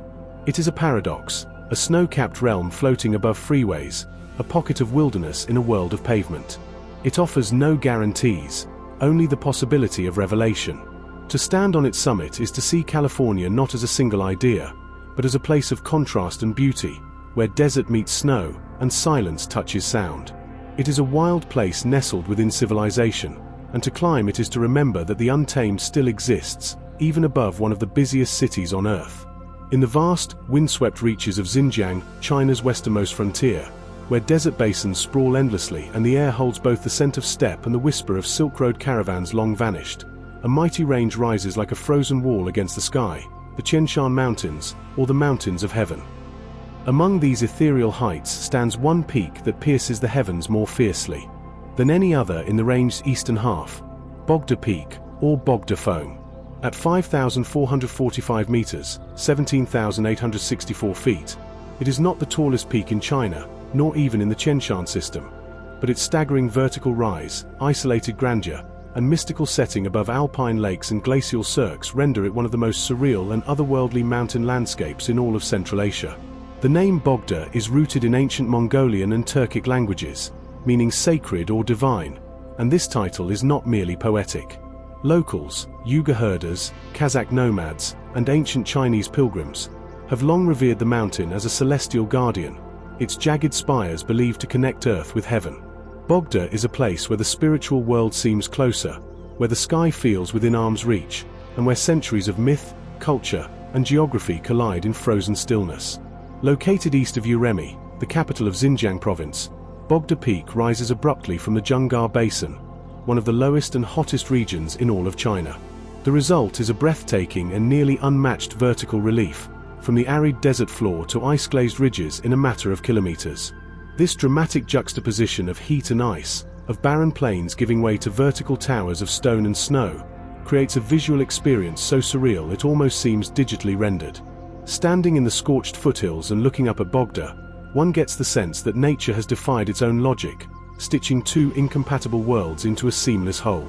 Bogda is the highest point of the eastern Tian Shan, a range that runs for over 2,500 kilometers across Central Asia, forming a natural barrier between the basins of China and the Great Kazakh Steppes to the north. Unlike the broader Himalayan or Pamir massifs, Bogda is sharp, jagged, and abrupt, its spines flaring skyward like the shattered remains of some ancient Titanic architecture. The upper reaches are coated in perpetual snowfields, serrated ridges, and ice-encrusted spires, home to some of the last remaining glacier in this part of the world. One of the surreal hallmarks of Bogda is the crystalline beauty of the lakes that lie at its feet, none more famous than Tianqi, or Heaven Lake. Nestled at 1,907 meters, 6,257 feet, Tianqi sits like a sapphire in a bowl of stone, reflecting the snowbound peak in perfect symmetry on calm days. The lake is so pristine, so utterly silent, that legends whisper of dragons and immortals who once dwelled in its depths. It's easy to see why. The water changes hue with the sky, and the surrounding forested slopes of spruce and fir drop steeply into its depths. In winter, the lake freezes over entirely, mirroring the stark black and white world above. In summer, it gleams under clear blue skies, ringed by wildflowers, pine forests, and stone temples, all while Bogda looms overhead like a frozen god. Accessing Bogda is no easy feat. Unlike many of China's tourist-friendly mountains, Bogda remains remote, wild, and difficult, not just geographically, but politically and logistically. Xinjiang is a region marked by tight state control, ethnic tension, and limited access for foreign travelers. Yet for those who persevere, who secure the permits and navigate the bureaucracy, the reward is a journey into one of the most untouched and otherworldly alpine environments on the planet. Mountaineering on Bogda is considered extremely challenging. The peak was first successfully climbed in 1981 by a Japanese team, and ascents remain rare even today. The standard route requires advanced glacier navigation, ice climbing, and high-altitude endurance. Few climbers dare attempt it, and fewer still succeed, as the mountain is notorious for its unpredictable weather, avalanche-prone slopes, and technical ridgelines. Jagged ice towers, hanging seracs, and rockfall zones demand constant vigilance. Those who reach the summit stand upon a knife-edge ridge, looking out over an endless panorama of peaks, valleys, and clouds stretching from the Gobi Desert to Kazakhstan's far horizon. But one need not summit to experience the awe of Bogda. The surrounding Tian Shan area offers a vast array of unreal terrains, from flower-filled meadows to alpine tundras, hidden tarns, and glacial moraines. Wildlife here, though elusive, is no less remarkable. Snow leopards, ibex, marmots, and golden eagles make their home on the rugged slopes. The air is filled with the heady scent of pine and mountain herbs, and the silence is broken only by the wind rustling across stone and snow. Spirituality has long clung to this mountain. In ancient times, Chinese Taoists believed that the heavens could be reached through specific sacred mountains, and Bogda was often depicted in scrolls and poems as a celestial axis, linking the realms of man and God. To the nomadic peoples of the region, Uyghurs, Kazakhs, Mongols, Bogda has always been more than a landmark. It is an ancestor, a guardian, a deity of stone and wind. Offerings were once made in alpine meadows. Stories of spirits, both benevolent and vengeful, linger like fog in the valleys. Even today, local shepherds and herders look to the peak with quiet reverence, speaking of it not casually, but with awe. In recent years, as global awareness of Xinjiang's natural beauty has grown, there have been efforts to promote sustainable ecotourism in the Tian Shan region. Hiking paths have been marked, conservation programs launched, and local guides trained to lead multi-day treks to hidden valleys and glacial cirques. Yet Bogda remains relatively untouched, its remoteness and difficulty serving as a natural barrier against mass tourism. It is one of the few places on Earth where you can walk for days without seeing another person, where the silence is ancient, and where the rhythm of the land still obeys the clock of stars and snow melt. Standing at the shores of Heaven Lake, gazing up at the diamond-spiked silhouette of Bogda foam, one is overcome by a sense of timelessness. This is not a peak to be conquered. It is a place to witness, to respect, and to remember. Here, where the ice never melts and the winds carry the songs of centuries, the boundary between the real and the unreal thins. The mountain does not speak in thunder, but in silence. It does not blaze with drama, but with stillness. And in that stillness, we find something both ancient and eternal, the sacred heart of the mountains of heaven. On the wind-scoured borderlands of Kyrgyzstan and Tajikistan, where rugged steppe gives way to towering ramparts of snow and sky, rises one of the world's most majestic and enigmatic high-altitude giants, Pik Lenin, also known today by its alternative name, Ibn Sina Peak. At a staggering 7,134 meters, 23,406 feet, it is not the highest in the Pamir Mountains, nor the most dangerous in the world's pantheon of 7,000-meter titans, but it commands a rare and haunting reverence. This is a mountain of paradoxes, vast yet accessible, beautiful yet brutal, isolated yet spiritually magnetic, a place where earth meets sky in an explosion of white, cold, and light, and where every breath must be earned. Named originally after Vladimir Lenin during the Soviet era and still widely known as Pik Lenin despite its official renaming to Ibn Sina Peak, after the great Persian polymath Avicenna, the mountain rises on the Transalari Range, which divides the fertile Alari Valley of southern Kyrgyzstan from the barren highlands of Tajikistan's Gorno-Badakhshan Autonomous Region. It is part of the Greater Pamir system, often called the Roof of the World, and forms one of the most iconic silhouettes in Central Asian mountaineering. Pik Lenin is revered among climbers for being one of the easiest 7,000-meter peaks, a phrase that must be understood with caution. Easiest, in this context, refers to its lack of extreme technical climbing on the standard route, not to its inherent safety or simplicity. In reality, this is a mountain that kills almost every season. Its altitude, volatile weather, and avalanche-prone slopes make it a formidable adversary even for seasoned alpinists. Still, it has become a prime target for climbers seeking to enter the rarefied club of 7,000+ meter summiteers without the daunting vertical walls or death zones of the Himalayas or Karakoram. For many, it is the first step into high-altitude expedition climbing, and for some, it becomes their last. What makes Pik Lenin so otherworldly isn't only its stats or its reputation, it's the unreal beauty of its setting. The approach begins through the vast and verdant Alari Valley, a seemingly endless sweep of grassland dotted with yurts, wild horses, and Khawajawyzed nomadic herders living much as they have for centuries. From this broad valley, the entire wall of the Transalari Range rises in shocking suddenness, the snowy crown of Pik Lenin gleaming at the center like a lighthouse above the clouds. The contrast is overwhelming. Green pastures one moment, sheer alpine ice the next. The mountain seems to grow from the earth like a dream, a vision of snow, light, and wind sculpted into permanence. Climbers typically begin their journey at the Achik Tash Base Camp, located at approximately 3,600 meters, 11,800 feet. From here, the landscape changes dramatically.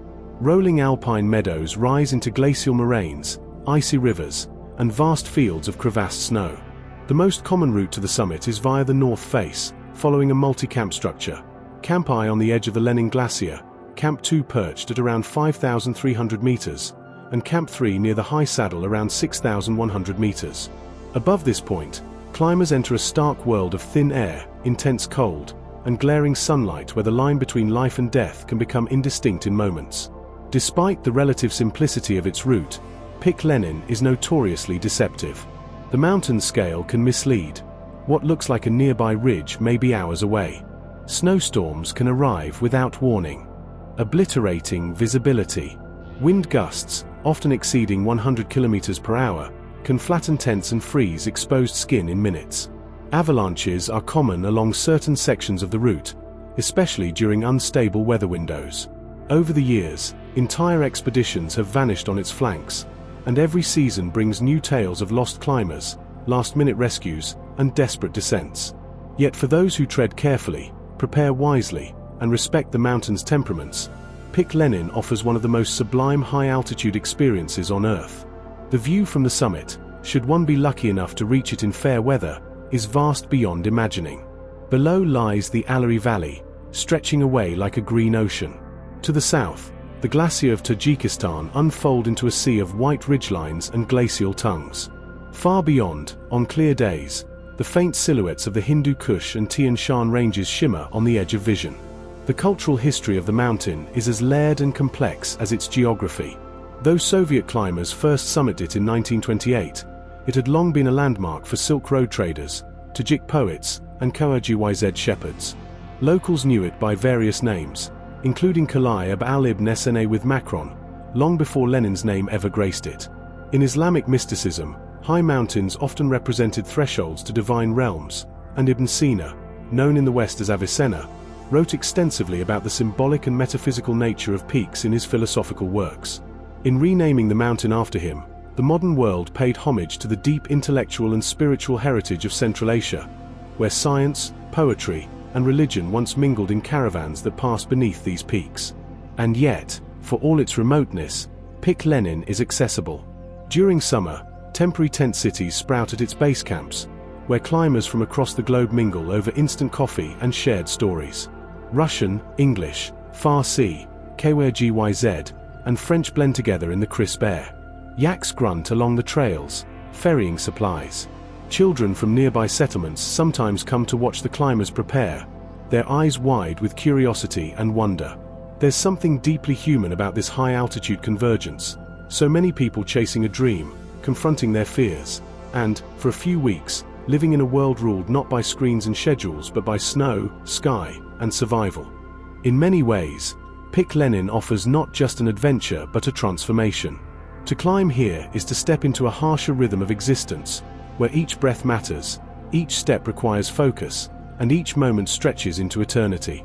It's a mountain that gives little for free and takes much in return, but what it gives in purity, a sunrise over an untouched glacier, the sound of wind carving ice, the sense of being small yet utterly alive. As the glacier grows and the stars will silently overhead, one is reminded that there are still places on Earth where the ancient and elemental remain untouched by time.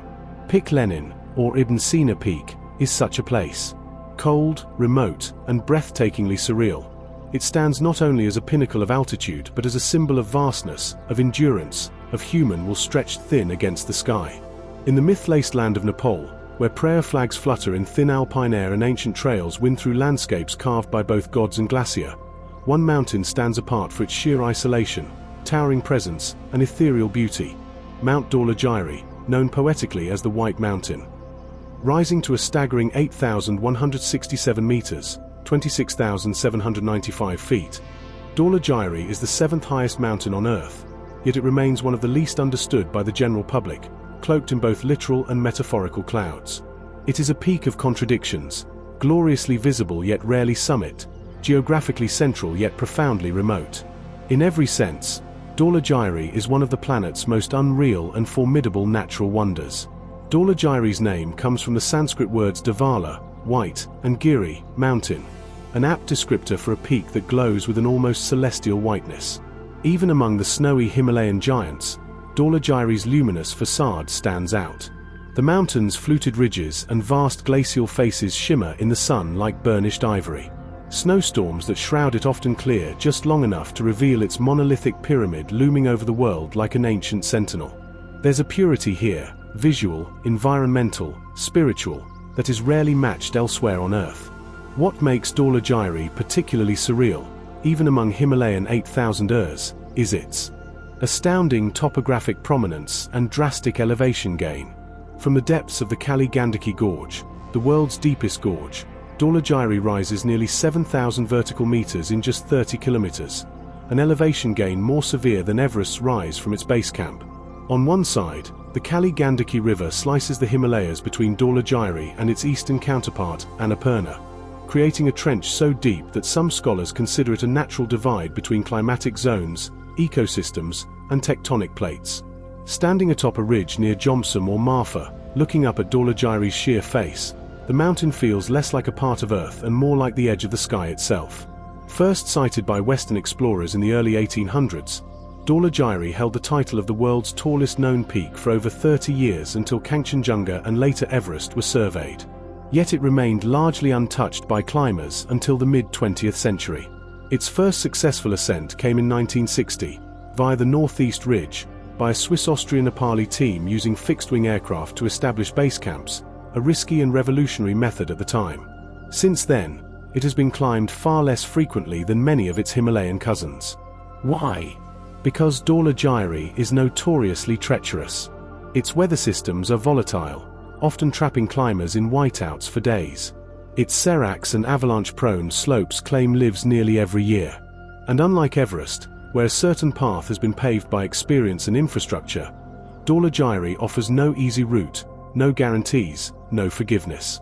Climbers who undertake the journey to Dhaulagiri are of a different breed, less driven by fame or summit counts, more drawn by the mountain's raw, unspoiled nature.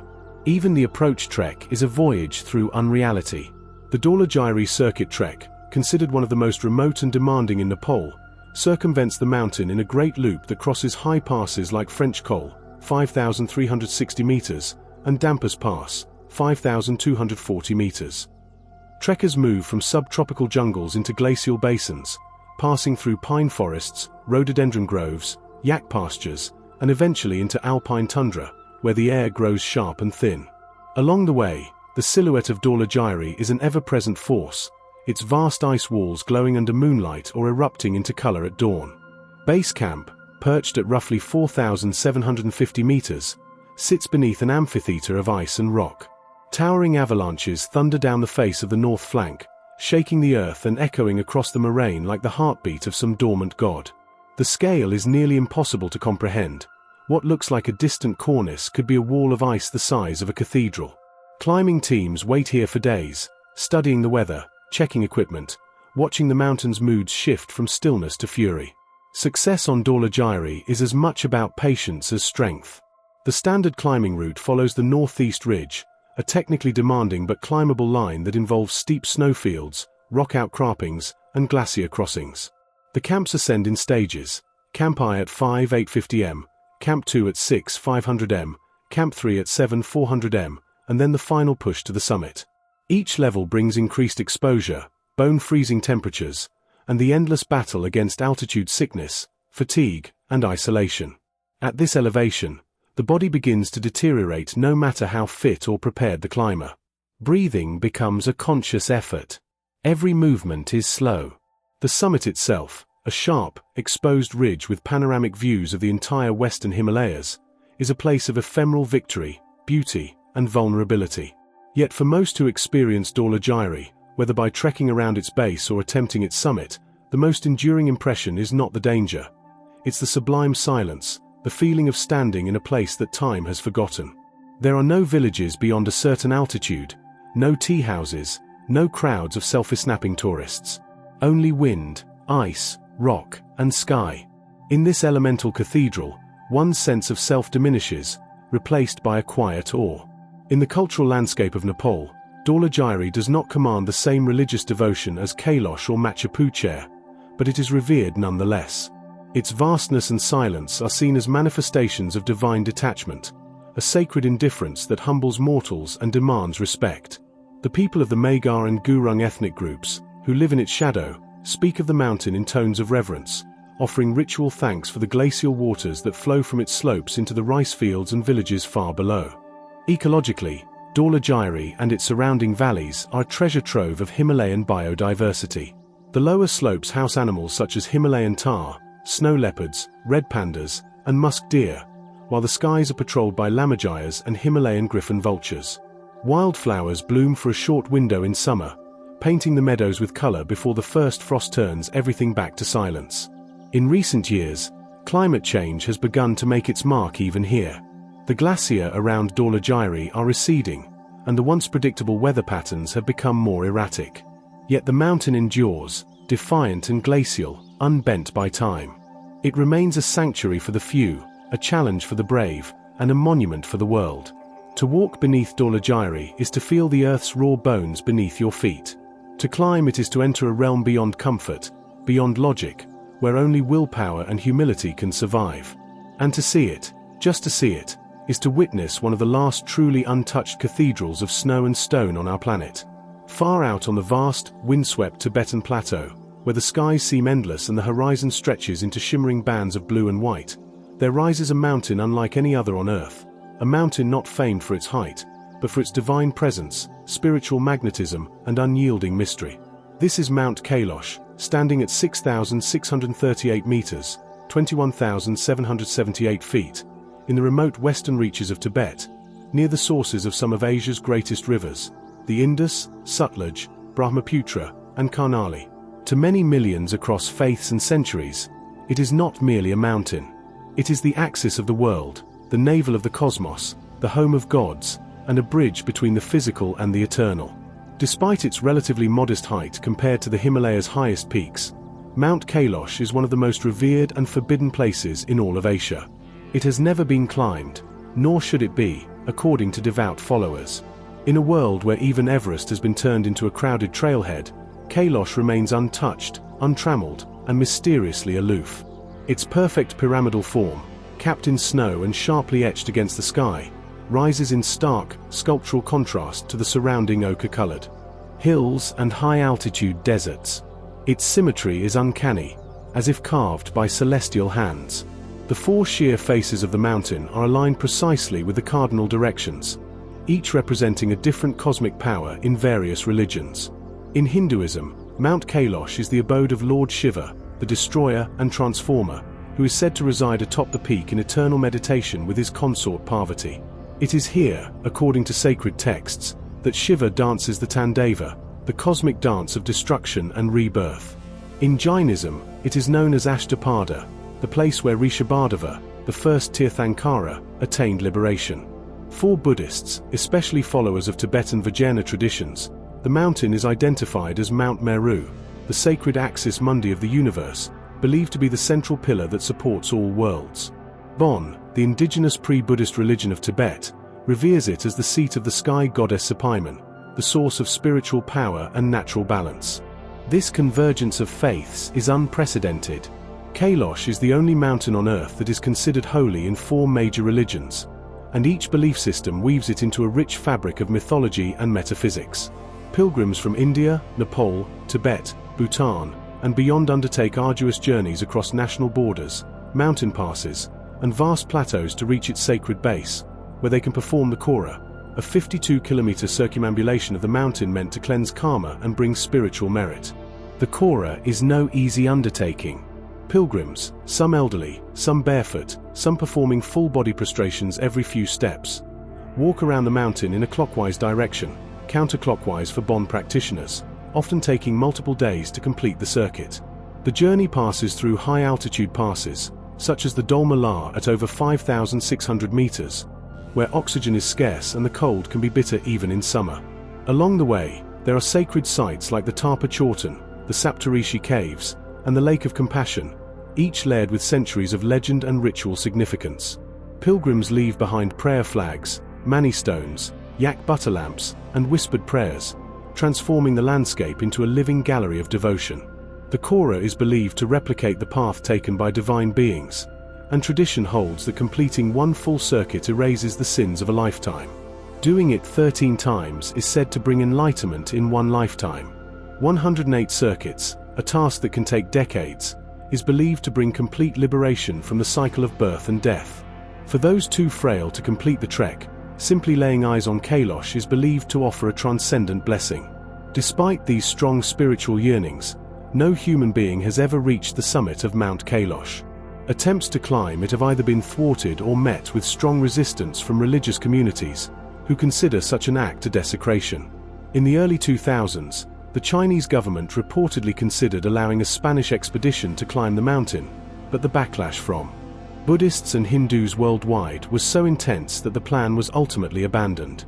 Since then, both the government and local communities have upheld the spiritual sanctity of Kailash, forbidding climbing and enforcing regulations to preserve its untouched condition. This untouched status, paradoxically, adds to Kailash's surreal, mythical quality. In a world where nearly every peak has been scaled, every jungle mapped, and every trail GPS tracked, Kailash remains a taboo, an unreachable summit, a reminder that not all heights are meant to be conquered. It exists as a spiritual idea as much as a physical place, a symbol of human limitation and divine presence. Nearby lies Lake Manasarovar, a high-altitude freshwater lake revered as equally sacred. At 4,590 meters above sea level, it is one of the highest freshwater lakes in the world. In Hindu cosmology, it is said to be the mind-born creation of Brahma and the very place where the gods come to bathe. Pilgrims also perform a parikrama, circumambulation, of the lake, often preceded by ritual bathing in its icy waters. Just south of it lies Lake Rakshastal, a darker, saltwater twin considered demonic or inauspicious by some traditions. Together, these twin lakes represent the balance of light and shadow, purity and temptation, in cosmic equilibrium. The terrain around Kailash is stark and hauntingly beautiful. Highland plains, dotted with marmots, wild asses, kiang, and Himalayan blue sheep, stretch endlessly under a sky that shifts from sapphire to stormy grey in minutes. Winds whip across the plateau, stirring clouds of fine sand and ice. Yaks graze along the banks of glacial streams.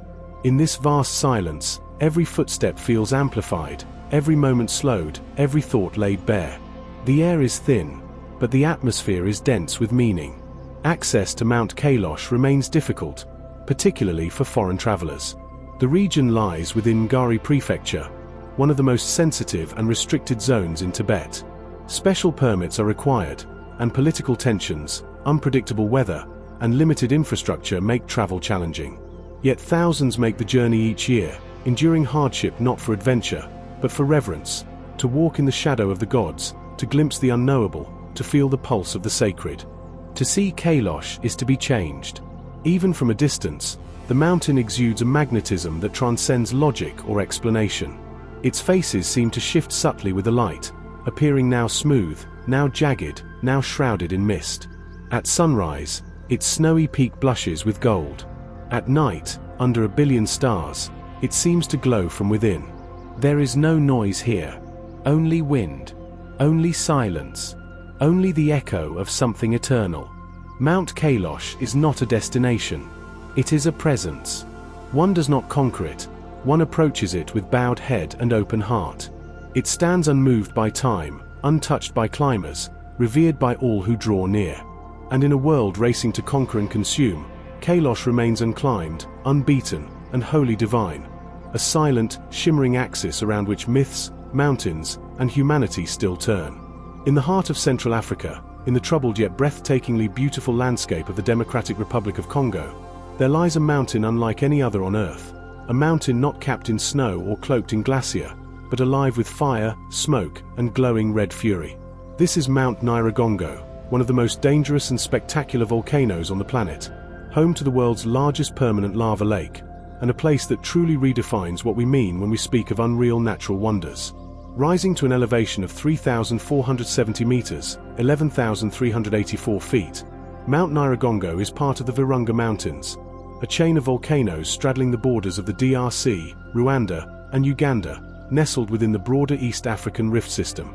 Unlike the towering snow giants of the Himalayas or Andes, Nyiragongo's surreal power lies in its very volcanic volatility. A mountain constantly shifting, breathing, and threatening to burst, its summit crater filled not with ice or stone but a vast, boiling lake of molten lava, churning and cracking like the very heart of the earth laid bare. Nyiragongo is located inside Virunga National Park, Africa's oldest national park and one of the most biodiverse places on the continent. The park is home to everything from mountain gorillas and chimpanzees to forest elephants and exotic birds. But Nyiragongo is its blazing crown jewel, a natural beacon and an ominous reminder of the forces that lie beneath the skin of the planet. The most awe-inspiring feature of this volcano is without question its lava lake, which can span over 200 meters in diameter and glows like a portal to the underworld, especially at night. While other lava lakes exist, like those in Ethiopia or Hawaii, Nyiragongo's is the largest and most persistent, with activity recorded nearly continuously since it was first documented in the late 19th century. The molten surface is a mesmerizing mosaic of crimson and black, shifting in plates like a puzzle of fire, with gas bubbles exploding, lava fountains shooting skyward, and waves of liquid rock sloshing against the crater walls. The sight is so surreal that even seasoned volcanologists describe it as hypnotic, unearthly, and even spiritually disturbing. Nyiragongo's lava is also some of the fastest flowing in the world, with an extremely low silica content that makes it unusually fluid. During eruptions, it can move at speeds of up to 100 kilometers per hour, faster than a sprinting human. This terrifying trait became tragically evident during the 1977 eruption, when the crater walls suddenly fractured and unleashed a torrent of lava that raced down the mountainside, destroying villages and killing hundreds in mere minutes. The lava lake had built up over years of activity, and when the dam broke, it poured out like liquid hell. No warning system at the time could have prepared the people in its path. Another major eruption occurred in 2002, displacing over 400,000 people in the nearby city of Goma, just 13 kilometers from the summit. In a matter of hours, lava had reached the city, cutting a swath through homes, schools, and even the runway of the airport. Though the death toll was lower thanks to better evacuation protocols, the eruption left tens of thousands homeless, exposed dangerous levels of sulfur dioxide gas, and ignited fires that burned for days. Ash coated the surrounding landscape. Entire neighborhoods disappeared under rivers of glowing rock. And yet, despite this destruction, life in Goma has rebuilt, proof of the resilience of those who live in the shadow of fire. Today, the volcano remains closely monitored by scientists at the Goma Volcano Observatory, who track seismic activity, gas emissions, and ground deformation in an attempt to predict future eruptions. Yet despite advanced equipment and years of research, Nyiragongo remains wildly unpredictable. The lava lake continues to fill and drain in cycles, and cracks in the earth around the volcano suggest that pressure is always building beneath. At any moment, the mountain could awaken again, and the lava could once more descend upon the city with terrifying speed. But not everything about Nyiragongo is fearsome. For those who dare to approach it, climbers, adventurers, scientists, and mystics alike, the experience is one of absolute awe. The climb to the summit begins from the lush rainforests around Kibati, where porters and guides help escort teams up the steep, rocky trail.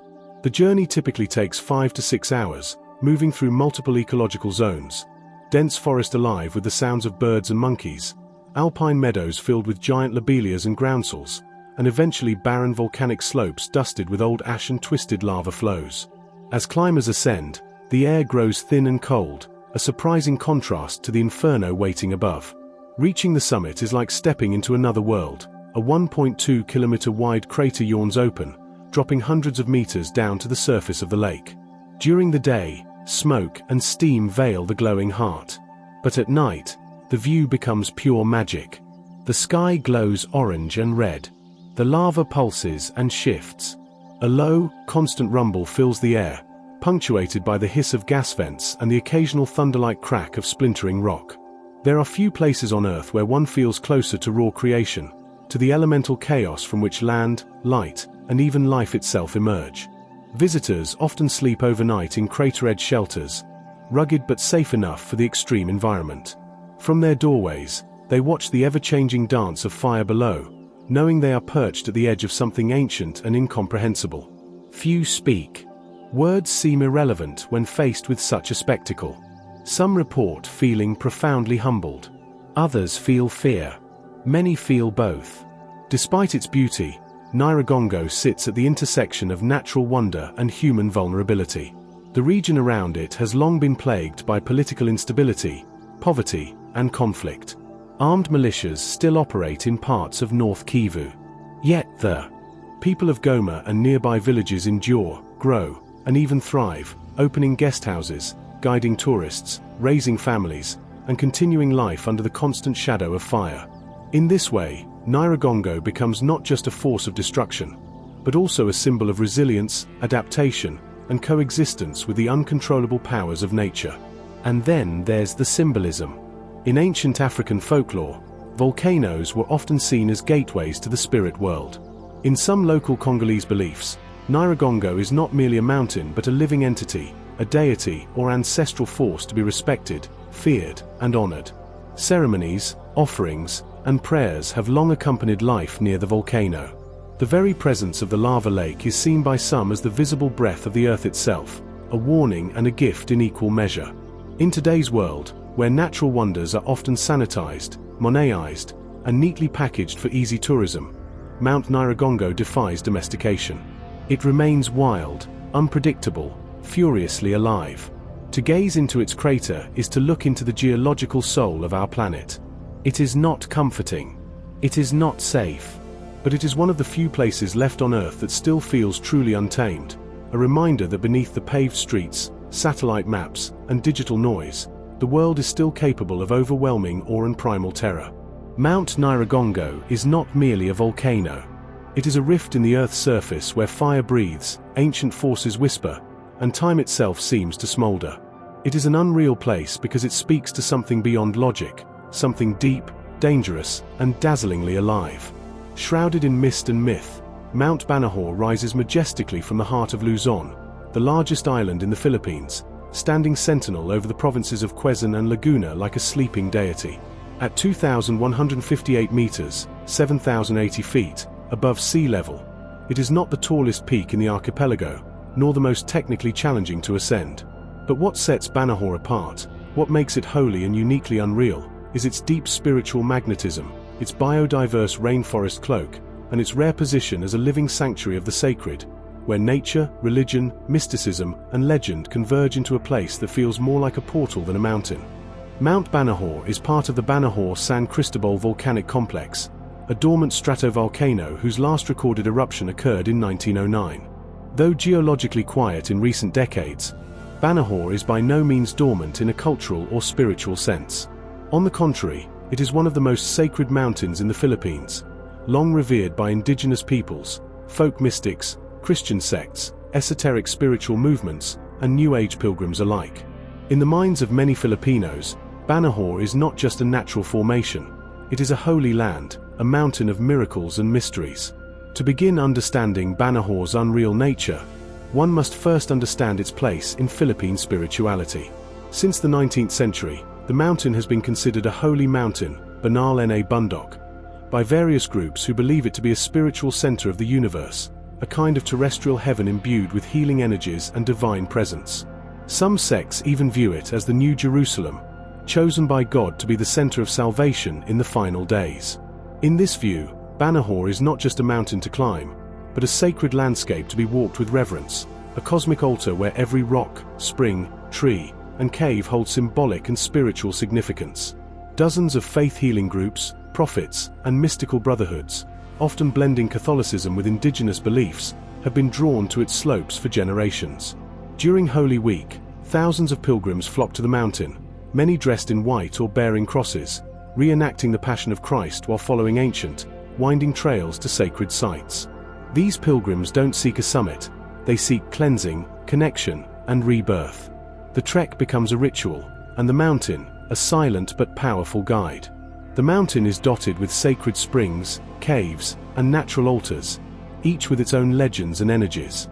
Among the most well-known sites is the Quibering Dios Ama, Cave of God the Father, a narrow passage where pilgrims crawl in darkness as a form of symbolic death and rebirth. Another revered spot is Durangowan, a viewing deck believed to offer glimpses into heaven or serve as a place of spiritual reflection. Then there's Husgado, a narrow rock passage through which a pilgrim must pass. If they cannot, it is said they must reflect on their sins and purify their spirit before trying again. These are not merely geographical features, they are stations in a spiritual journey, landmarks in an internal transformation. Mount Banahor's rich biodiversity further amplifies its sense of otherworldliness. Its lower slopes are swathed in tropical rainforest, part of the remaining fragments of old-growth forest in Luzon. The air is thick with moisture and the songs of exotic birds.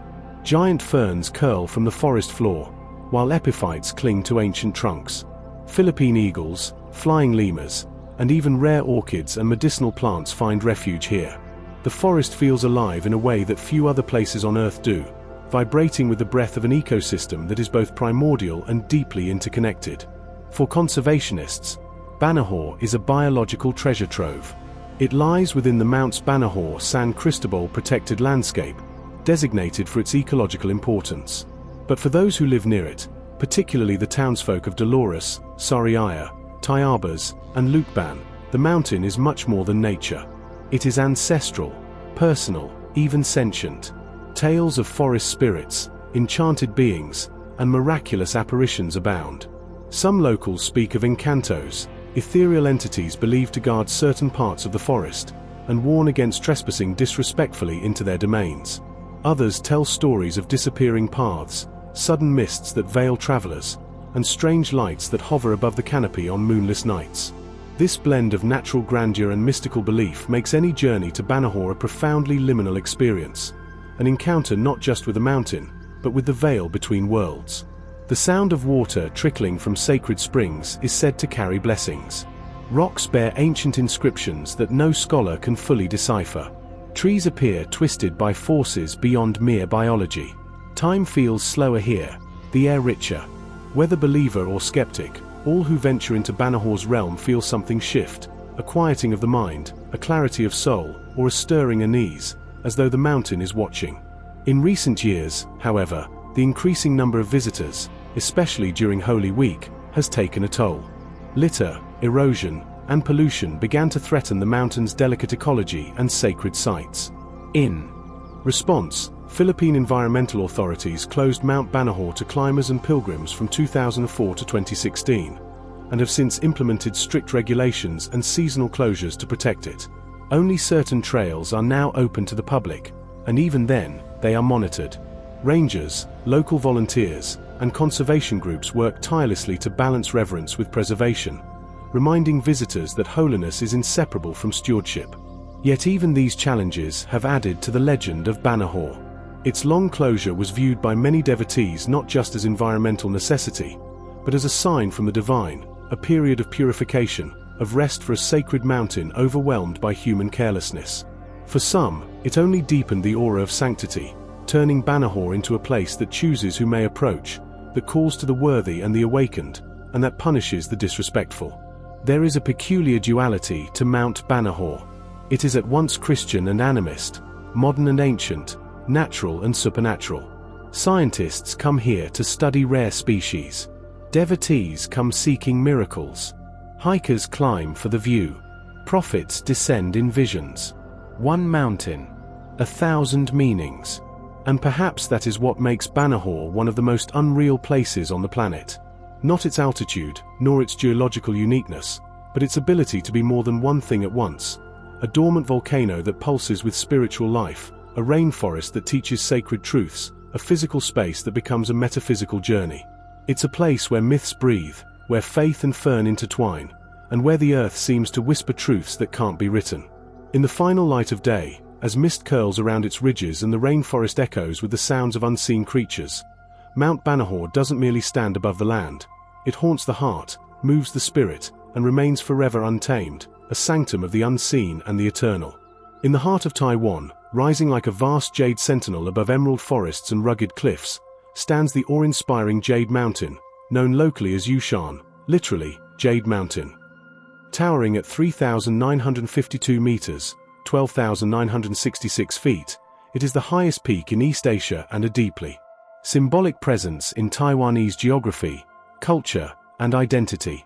Its name conjures images of mystical beauty and sublime strength, and during winter, when snow dusts its jagged summit and the mists swirl like floating silk, Yushan becomes an otherworldly cathedral of stone and cloud.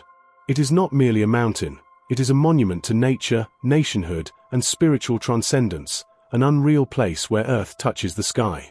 Yushan is the crown jewel of the Yushan Range, which forms part of Taiwan's central mountain range, a spine of formidable peaks that slices the island from north to south. It lies within Yushan National Park, one of the island's most remote and biologically rich conservation zones, encompassing deep gorges, ancient forests, alpine meadows, and a dizzying array of wildlife found nowhere else on Earth.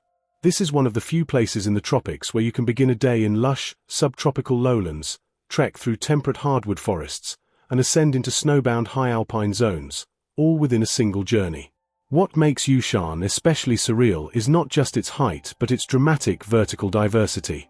The mountain rises with a kind of unapologetic grandeur from surrounding plains, gaining elevation steeply and powerfully. From the west, it appears as a sharply defined pyramid. From the east, a massive, serrated wall.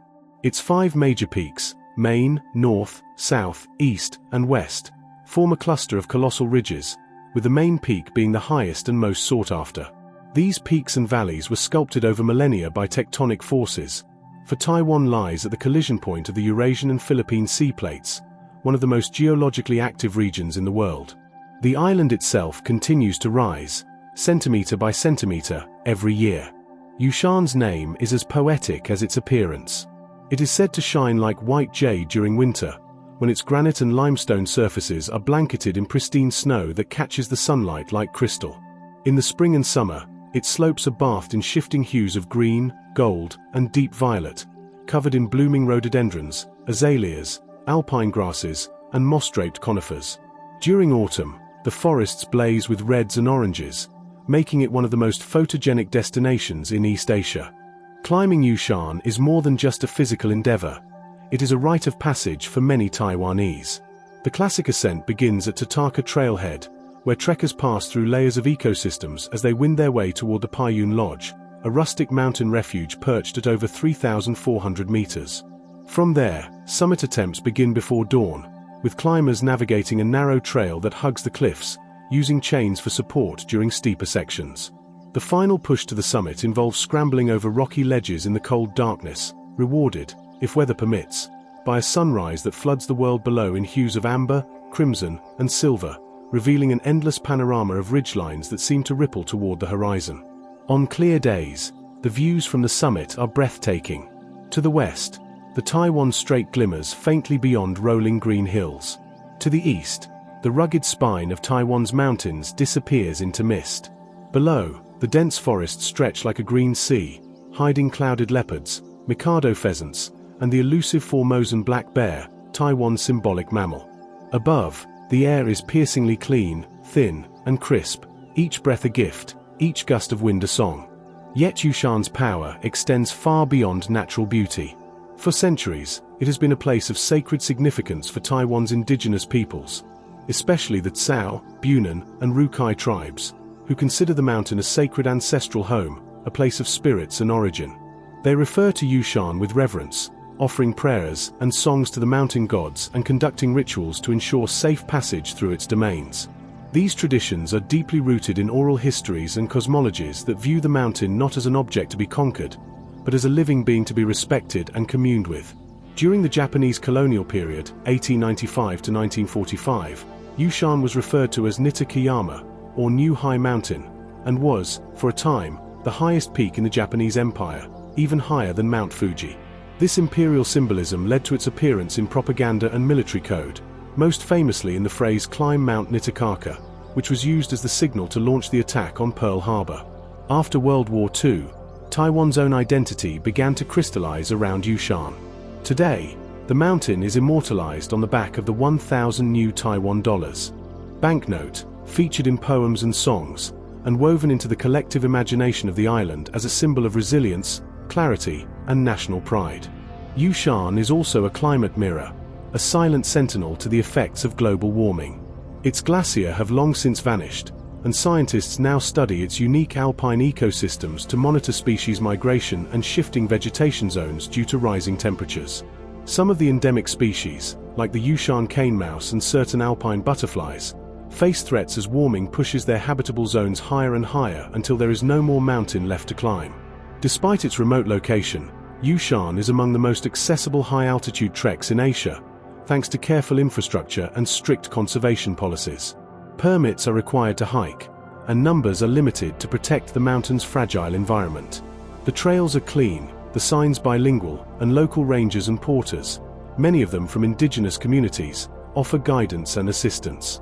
Yet the journey still demands physical fitness, altitude tolerance, and humility in the face of rapidly changing weather and the mountain's powerful solitude. Perhaps the most surreal time to witness Yushan is in winter, when the snow arrives and the mountain truly lives up to its name. Snow is rare in Taiwan's lowlands, so when the peaks turn white, it becomes a national spectacle. The contrast of snow-covered cliffs above subtropical jungle, often lit by dramatic clouds and shafts of sunlight piercing through, creates visuals that defy belief. Photographers hike for days just to catch a glimpse of this seasonal miracle. The frozen silence at altitude feels almost sacred. Footsteps crunching on snow echo across ridges. Ice forms delicate patterns on ancient leaves. And as dawn breaks, the mountain seems to shimmer with a quiet divinity, neither fully earth nor sky, but something in between. To climb Yushan is to climb into the spirit of Taiwan itself, a land of rugged independence, rich cultural layers, and timeless beauty. It offers challenge and peace, glory and introspection, grandeur and fragility. Whether you are a scientist studying alpine mosses, a poet seeking solitude, a pilgrim communing with ancestors, or a hiker chasing the horizon, Yushan welcomes all with dignity and awe. In the end, Jade Mountain is not just the highest point in Taiwan, it is the island's beating heart, the place where geology, mythology, ecology, and human aspiration intersect. It stands alone yet unites all. Unreal in its majesty, unmatched in its serenity, it is a mountain that whispers truth in every gust of wind and every shifting shadow. High above the lush emerald canopy of Martinique, the French Caribbean island that brims with tropical beauty, dense rainforest, and rhythmic Creole life, rises a looming figure wrapped in both botanical wonder and haunting tragedy. This is Mont Pelée, a brooding, verdant volcano that has not only shaped the island's geography, but its history, memory, and soul. It is a mountain of contradictions, spectacularly green, yet capable of sudden fire, revered and feared in equal measure. Few places in the world capture the dual nature of nature itself, life-giver and destroyer, as vividly as Mont Pelée. Standing at 1,397 meters, 4,583 feet, Mont Pelée is the highest point in Martinique and one of the most active volcanoes in the Lesser Antilles volcanic arc, formed where the Atlantic plate subducts beneath the Caribbean plate. Its name, Pelée, meaning bald in French, refers to its once barren summit after a powerful eruption stripped it of vegetation. But today, the volcano is draped in dense tropical foliage, the slopes teeming with ferns, palms, bromeliads, and birdsong, an unreal juxtaposition of lush life blooming from a history of death. What makes Mont Pelée so profoundly unforgettable, however, is not just its natural grandeur, but the cataclysm that occurred in 1902, one of the deadliest volcanic eruptions in recorded history. In early May of that year, the volcano began to grumble with increasing intensity. Earthquakes, plumes of ash, and the overpowering stench of sulfur were harbingers of doom. But despite mounting signs, the residents of Saint-Pierre, a vibrant port city often called the Paris of the Caribbean, were not evacuated. Whether due to poor understanding of the volcanic threat, political negligence, or sheer disbelief that the mountain would truly erupt, the population remained, numbering around 30,000. On May 8, 1902, Mont Pelée exploded with apocalyptic violence, releasing a pyroclastic surge, a fast-moving, superheated cloud of gas, ash, and rock that raced down the mountainside at over 100 kilometers per hour, obliterating everything in its path. Within minutes, the city of Saint-Pierre was reduced to a smoldering ruin, its streets buried in ash, its buildings torn apart, and its people incinerated almost instantly. The death toll was nearly total, only a handful survived. Among them was Ludger Silberis, a prisoner locked in a tiny, poorly ventilated stone cell who was shielded from the worst of the blast. His story became legend, a grim reminder of fate's randomness. The eruption released more energy than an atomic bomb. It was so intense that ships anchored in the harbor caught fire, and trees miles away were scorched bare. Mont Pelée became a global symbol of volcanic terror, studied by volcanologists around the world and forever etched into the history of natural disasters.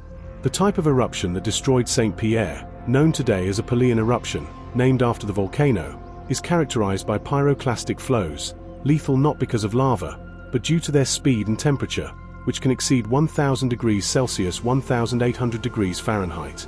Despite this horrifying past, the land has regenerated with astonishing beauty. Saint-Pierre, once a city of cathedrals, theaters, and sugar barons, has partially revived, though it now lives in the shadow of its own ruins. Some stone structures remain as open-air memorials, blackened and broken, whispering of the day fire came from the mountain. Today, Saint-Pierre is a quiet coastal town, with museums dedicated to the eruption, statues of the lost, and plaques that tell the tale to visitors from around the world. Mont Pelée, meanwhile, stands above the town like a slumbering titan, green, serene, yet forever watchful. Climbing the volcano is one of the most surreal and rewarding experiences in the Caribbean. Several trails wind up its flanks, the most popular being the Aileron Trail, which leads from Le Morne Rouge through thick, mist-covered cloud forest and rugged terrain up to the caldera rim. As you ascend, the surroundings change dramatically, from palm-filled foothills to moss-draped trees to windswept alpine shrubs. The higher you go, the more ghostly the landscape becomes, often shrouded in fog and wind, lending the summit a mysterious, almost sacred aura. From the crater's edge, on clear days, you can see sweeping views of the Caribbean Sea, the northern tip of Martinique, and the neighboring island of Dominica on the horizon. The volcano's caldera, wide and broken, is a stark reminder of the mountain's explosive capacity. The Gouffre de l'Enfer, or Hell's Chasm, is a deep fissure at the summit, where steam often escapes. Even in its current dormant state, the mountain murmurs with heat just beneath the surface. Seismic activity is constantly monitored by the Observatoire Volcanologique et Sismologique de Martinique, which tracks gas emissions and tectonic movement to provide early warning for potential eruptions. But Mont Pelée is not just a site of tragedy and geology, it is a living part of Martinican culture and identity. It has inspired generations of artists, writers, poets, and musicians. The surreal contrast between the lush flora and the volcanic core mirrors the blend of French colonial heritage, African ancestry, and Caribbean rhythm that defines Martinique. Local legends tell of spirits in the mountain, of ancestral ghosts that walk the ridges at night. The name Pelée has become shorthand for both fear and reverence, a name that echoes in lullabies and warnings alike. The surrounding region, blessed with fertile volcanic soil, supports thriving banana and sugarcane plantations, rum distilleries, and botanical gardens. The nearby town of Le Morne Rouge is famous for its cooler climate and flower festivals. Yet all of this unfolds under the quiet gaze of the mountain, whose green cloak conceals a memory of fire. Few places on Earth so powerfully encapsulate the full range of nature's expression, from ecstatic growth to total annihilation, as Mont Pelée. It is both healer and destroyer, a green monolith born from fire, a place where orchids bloom beside stone ruins, and birds sing above ash-choked valleys. Standing on the summit, the wind tugging at your jacket, the sea glittering far below, and the crater yawning beside you, you may find yourself unable to fully reconcile the beauty and horror this mountain represents. And that is precisely why Mont Pelée is so utterly unreal, not just for what it looks like, but for what it makes you feel. A place that reveals the terrible beauty of a world in motion. A place where paradise and apocalypse live side by side. A place that, though born in catastrophe, now thrives in quiet resilience. Mont Pelée is not just a volcano. It is a memory, a myth, a miracle. This video is for educational or entertainment purposes only, and information provided in the video may be incorrect. If you enjoyed the video, consider subscribing to the channel and like the video.